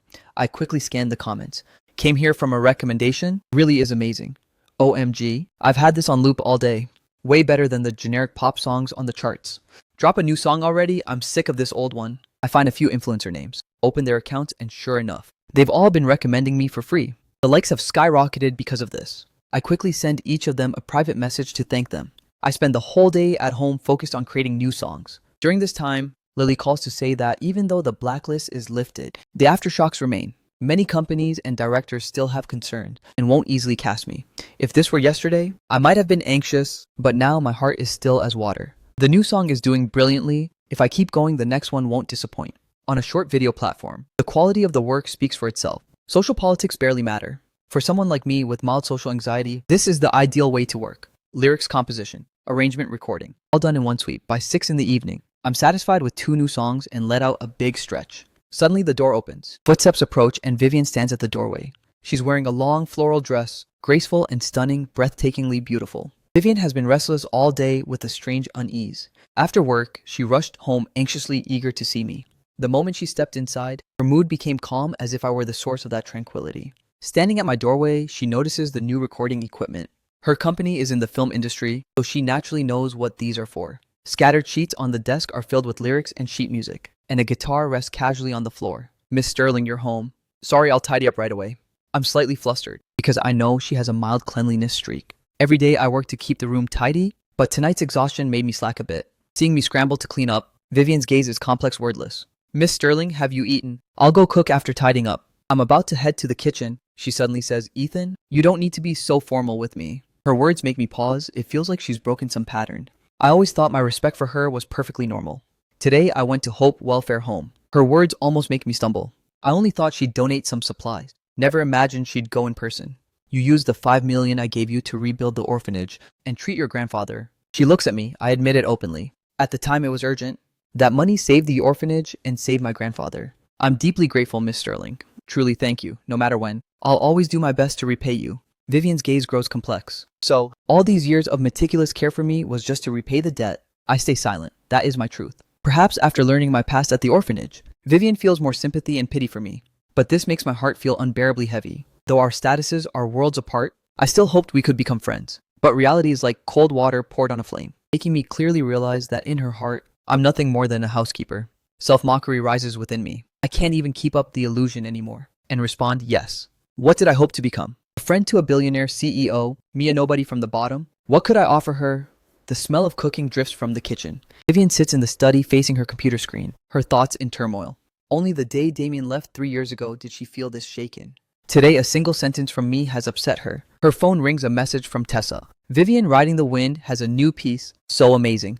Vivian instinctively finds my new video on the platform, posted just 10 minutes before she came home. The caption on the screen seems to strike her soul. I pray to the heavens not for the next life, but just to meet you once more in this one. Similar to Fortune Cast from before, Vivian's brow lifts slightly. She gently presses play.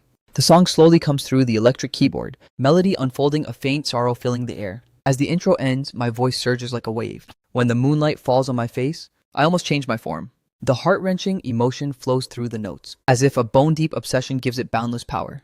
The melody is captivating, the emotion intense, striking the soul directly. Vivian's expression turns focused. At this moment, she realizes this song's appeal far exceeds the previous one. I enter the chorus, my voice growing more powerful, like an endless sorrow filling every corner of the study. Will we ever meet again? I prayed at the altar for thousands of years. The lyrics are vague yet striking. Vivian seems to see a man praying devoutly, kneeling stubbornly, like stone. Time passing relentlessly, seasons changing, yet time cannot shake his devotion, all for that tiny sliver of hope. Through my voice, I convey this deep love straight to the heart. Only now does Vivian realize my singing ability is extraordinary. Only true singers can move people's emotions through melody, not just chase flashy high notes. Vivian sighs softly. Will we ever meet again? I prayed to the heavens for thousands of years. When the lyrics reach, let me kiss your face once more, Vivian's eyes well up slightly. Can a person's devotion really reach this depth for the one he loves? He'd rather plead with heaven for 1,000 years, even crossing the bridge of the afterlife, all just to kiss his beloved's face one more time. This kind of love shakes the soul. As someone who longs for platonic love, this song stirs ripple after ripple in Vivian's heart, moving her deeply, turning her head. Vivian can almost see through the wall to me bustling in the kitchen. Is this a reflection of his inner feelings? Does this mean he too longs for a love that cuts to the bone? I don't know. Vivian turns, playing my new song again and again. This time the production is clearly better than last. The equipment wasn't bought in vain. She purses her lips and opens the comments. Ethan's new song is fire. Oh, my god, this song didn't disappoint. Total ear orgasm, haha. Ethan is really bringing mysticism to a whole new level. Prayer and fortune casting all in one. The poor depend on mysticism for love. The rich depend on the power of cash. Reading these amusing comments, she can't help laughing out loud. These moments make Vivian think of me right. Isn't this guy a typical poor man? Is he really using mysticism to long for love? Miss Sterling, dinner's ready. I interrupt her thoughts. Vivian instantly pulls herself together, walks out of the room with her usual composure. During dinner, I gently ask her, Miss Sterling, will you be back tomorrow? Why do you ask? I might be out all day. Won't be back at night either. Vivian nods. I won't be back tomorrow either. She continues, eating, her eyes lowering slightly. This used to happen sometimes. I'd always take time off when needed, but she never seemed to care. Yet now she's starting to wonder what exactly I take time off for. After dinner, I quickly wash the dishes and mop the floor, then slip back to my room. Opening the platform, seeing the likes break 100,000. I'm so excited I almost scream out, having to carefully suppress my excitement. I pace around my room several times before finally calming down. Meanwhile, in the Coolidge Music Tower in the capital city, a storm erupts in the music division's conference room. Director Cheney slams a report on the table. Displeased, he scolds, "This month, our performance has been completely crushed by Penguin Music, down 15% month over month. What is the company paying you for?" Deputy Director Whitney admits with a bitter smile. "Penguin Music has been lucky lately, new talent popping up everywhere, taking over our market share. Meanwhile, we've made no breakthrough." Director Cheney's tapping on the desk is especially harsh. "I don't want excuses, find solutions. Each of you give me 3 suggestions. At tomorrow's morning meeting." Dismissed. Just then, Assistant Tina rushes in excitedly. "Director, there's an original singer who blew up on a short video platform." "Are you serious?" Everyone is startled, looking at her in shock. "His username is Riding the Wind. Both of his recent songs have exploded." Tina says excitedly, "This singer has been on our platform for 5 years, but mostly did covers until recently, when he started creating originals again." Everyone eagerly pulls out their phones, and the room fills with the melodies of Fortune, Cast, and 1,000 Years of Prayer. So good, far better than Penguin, music's new talent. The audio quality isn't great. Sounds like home recording equipment must be inadequate. But this doesn't dampen their excitement at all. Isn't this exactly the quality, original singer they have been searching for? Like a blind spot under the lamp. They didn't notice this talent right under their noses. Whitney can't hide her excitement. The video was posted less than 3 hours ago, and likes have already broken 100,000. This song is going to blow up. We need to sign him fast or other companies might snatch him. Director Cheney snaps awake. Whitney, you handle the signing. What kind of deal? Whitney asks. Coolity Music classifies musicians into S, A, B, and C tiers. Newcomers usually sign at C tier. Only a few make A tier, and S tier is reserved for top superstars. Currently, there are only 3 S contracts. After a moment of thought, Director Cheney decides, give him an A. This proposal stuns everyone. He has huge potential, Director Cheney explains. I reviewed his old works, his original. The Stranger vocals were average, but his 2 latest songs have improved drastically, in both composition and singing. After 3 years of silence, he must have been refining his craft. Director Cheney is confident. This musician will create great works continuously in the future. Give him an A, and he'll bring the company returns far beyond the contract. Got it. I'll contact him right away. With that, Whitney decides to fly to my city in person to show sincerity. Early the next morning, just as I'm about to head out, I get a call from an unknown number. A gentle female voice comes through. Is this Mr. Ethan? Yes. Who's calling, I wonder. The voice is unfamiliar, not many people know me. What does she want? I'm Whitney, Deputy Director of Coolity Music. Are you in Yorkfield?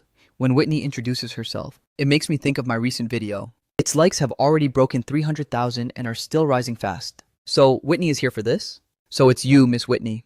I'm in Yorkfield. The other end clearly has all my information. Not surprising. I filled this out during real name verification. Wonderful, Mr. Ethan. We think you're very talented. Could we meet? Whitney's voice carries warmth. I frown. I have something important to handle today. But she presses on, it won't take much of your time. All right then. After all, she came from far away, I can't bring myself to refuse. We agree to meet at a cafe in less than 20 minutes. Whitney arrives. She wears a black bodycon dress, striking presence around 30 years old. Mr. Ethan? She stares at my handsome face in surprise.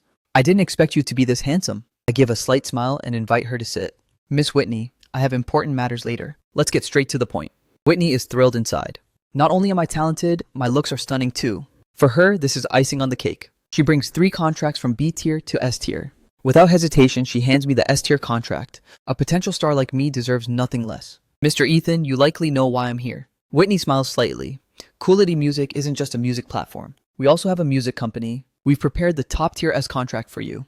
The S contract is the industry's highest tier, usually only signed by A-list stars. I didn't expect them to be this generous, directly offering this contract to a newcomer like me. The sincerity is clear. The signing bonus for this contract is 10 million yuan fixed music platform revenue. Variety shows, commercial performances, and endorsements split 70 to 30, with you getting 70 and us 30. The contract is for 3 years. After you become a superstar, you'll also receive equity. Whitney describes the generous terms. I read the contract carefully, deeply tempted, especially the 10 million signing bonus, exactly what I urgently need. But I regretfully set the contract down, because I have something more important to do. After setting it down, I first call Lily. Did you wake up on the wrong side of the bed today? First thing in the morning, telling me about Coolity Music. Signing an S-tier contract with a 10 million signing bonus. I wouldn't even dare dream of that. I rub my temples listening to Lily's skepticism on the phone, and have to explain I'm still at the cafe right now. I wouldn't joke about something like this. Lily immediately says, wait there. I'm coming right now. Don't make any moves before signing. If there's any trap, you're done for. Before she finishes, she hangs up. Soon Lily, flustered, arrives with a middle-aged man in glasses. I introduce them to Lily. This is Whitney, Deputy Director of Coolity Music. Miss Whitney, this is my agent and the owner of my studio, Lily. After exchanging pleasantries, Lily points to the man she brought. This is Mr. Trent, a lawyer friend I brought to review the contract. After thoroughly reviewing the contract several times, Mr. Trent nods. The contract is fine. Seeing this, Lily smiles with relief, saying to Whitney, thank you for Coolity Music's recognition of Ethan. Please take care of him on the music side going forward. Inside, she's genuinely happy about my comeback. Just in case Lily insists on printing a new version of the contract, specifically adding personal commitments, restricting work activities to Yorkfield and nearby areas. At the end, I also submit Grandpa Hayes' diagnosis. You've got some moves, I underestimated you. After seeing off Whitney and Mr. Trent, Lily specifically listens to the new songs I uploaded, also stunned by my creative ability. These songs are really good. I check the time. Lily, I'll treat you to a meal another day. I have something later. I drove. Want me to give you a ride? She kindly asked. No, the place is remote. I'll take the bus. I smile slightly. Before leaving, she reminds me, don't forget to treat me in the afternoon. I take the bus all the way to a cemetery in Yorkfield's outskirts, holding a bouquet of baby's breath and a pack of beer. At my destination, I carefully walk through the cemetery to an old grave. On the headstone is a young girl's radiant smile. As if meeting my gaze, I gently place the flowers, stroke the photo, a tender smile on my face, ripples of memory rising in my heart. Haley, I came to see you again today. I brought your favorite flowers, baby's breath and snacks. You little snack monster, you must be craving them by now. Her petite figure surfaces in my mind. I know you fear loneliness most. Today, I'll stay with you all day. I murmured to myself, opening a can of beer. Your health was poor, so I'll drink the beer. You have the snacks. I tilt my head back and drink. I've been doing well lately. Don't worry about me in heaven. I pull out my guitar, gently strumming the strings. When the moonlight falls, I almost change my form. The song drifts, but tears soak my face, choking me until I can't go on. After a long while, I murmur, Haley, if I pray to the heavens for 1,000 years, could I see your face again? The summer night comes slowly with a buzz of alcohol. I ramble to her about everything that's happened. As night falls, I lean against the headstone as if she's returned to my embrace. I sleep especially soundly that night. At dawn, I look at her photo and smile. Morning, Haley. Did you sleep well last night? I have to go, lots to do. I'll try to visit sooner next time. A pang of sadness rises in my heart. I sling the guitar on my back, clean up the empty cans on the ground. I keep looking back, full of reluctance, slowly walking down the hill. Suddenly, the star-like eyes in my mind begin to lose their glow. Hey, isn't that Ethan? On the other side of the cemetery, Daisy is honoring her ancestors with her family when she unexpectedly spots my somewhat lonely figure. Come on, let me go check. She walks briskly toward me. Ethan. Hearing the familiar call, I stop, a touch of surprise on my face. Daisy stares at my face and freezes. My eyes are red and swollen, obviously from recent emotional release. Miss Daisy, why are you here? I turn my head and lightly wipe the tears from my eyes. My grandmother's grave is here. Today is her death anniversary. The whole family came, she explains, then falls into silence, seeming to ponder why I'm here. In the silence, she guesses at my thoughts, perhaps thinking I came because of an impending fatal illness, searching for my own resting place. The cemeteries in this area are cheaper than those in the city, perhaps fitting my current financial situation. Daisy starts to say something but stops, wanting to comfort me but holding back. Miss Daisy, go handle your business. I should leave too. No time for chit-chat, I say plainly. Daisy nods, watching me walk away, her heart heavy. Once I'm far enough, she pulls out her phone and calls Vivian. Vivian, what's up? Vivian asks on the other end. Vivian, guess who I just saw? Daisy says mysteriously. Who, weren't you visiting your grandmother's grave? In the Yorkfield outskirts. Vivian asks curiously. I saw Ethan. Daisy's tone carries excitement. The other end pauses, then Vivian's voice comes through. What's he doing there? He was wandering around the cemetery early in the morning. Definitely came to look at grave sites. Daisy says he's so pitiful. Still so young, already picking a grave for himself. He's picking a grave? Vivian's voice suddenly rises, shock in her eyes. Are you sure it was him? Daisy nods, her tone laced with sympathy. Yes, I spoke a few words with him. He's so pitiful, all alone with no support. He doesn't have much money, so he can only buy a grave in such a remote place. Her face is full of pity. Vivian, even though you two are just contract, you've lived together 3 years. You're not short on money. Why not help him get a better spot? Sitting in her office, Vivian feels like a boulder is pressing on her heart. She never expected. Taking a day off was to look at graves in the outskirts. The image of my lonely figure surfaces in her mind, leaving Vivian breathless. Vivian, are you listening? Daisy's voice pulls her from her thoughts. I got it. I'll arrange something. Vivian replies. Doesn't he have only 1 month left? Take him out somewhere, he's so wretched. Probably never had a proper trip, Daisy suggests. If you're busy, I can go with him and buy him good food often. After hanging up, Vivian begins considering Daisy's suggestions. Maybe she's right.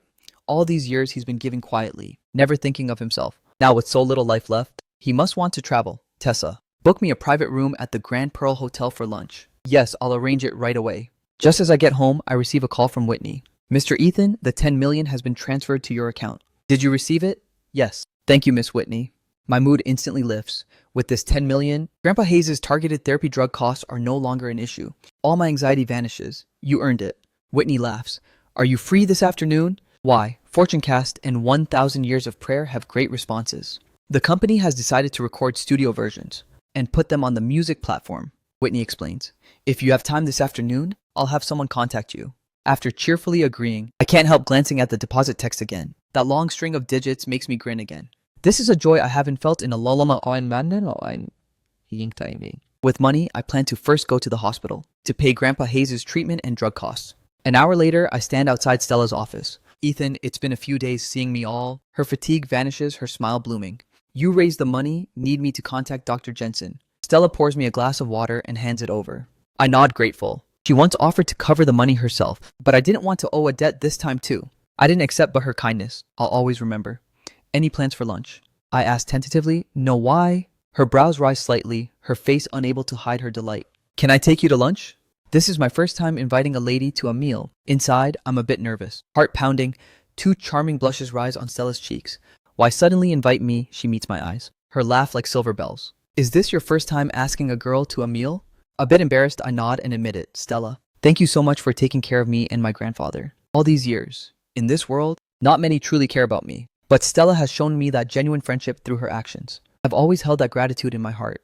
Now that I've made some money, besides Grandpa's treatment and drug costs, I have some left over. So the first thing I thought of was treating you to a meal as thanks. Stella's eyes flashed with tenderness, her lips curved in a smile, her gaze slightly teasing. Shouldn't the first person you invite be your wife? I pause. There are no real feelings between me and Vivian. It's just a contracted relationship. Even if she has a sliver of pity for me, once the contract ends, we'll return to completely different worlds. Even seeing each other will be a luxury. Stella stopped teasing me. She and I aren't from the same world. I laugh awkwardly and continue. So are you coming or not? Stella watches my flustered look, full of laughter. Your first time inviting a girl to a meal? I have to give you that honor. No matter what, I'll definitely come to lunch. Hearing her agreement, I happily stand up. I booked a spot at the Grand Pearl Hotel. I'll visit Grandpa first and pick you up at noon. The Grand Pearl Hotel is famous for top-tier cuisine, expensive seafood, and imperial banquets drawing diners. I finally saved enough money to treat Stella here. Money brings freedom, nothing could be more fitting. Stella sits by the window, her gaze gentle and teasing. Ethan, you struck it rich treating me here. She'd see me struggle for money, her eyes always full of pity. Now seeing my genuine smile, she's happy for me. Stella, this drink is for you. Thanks for 3 years of care.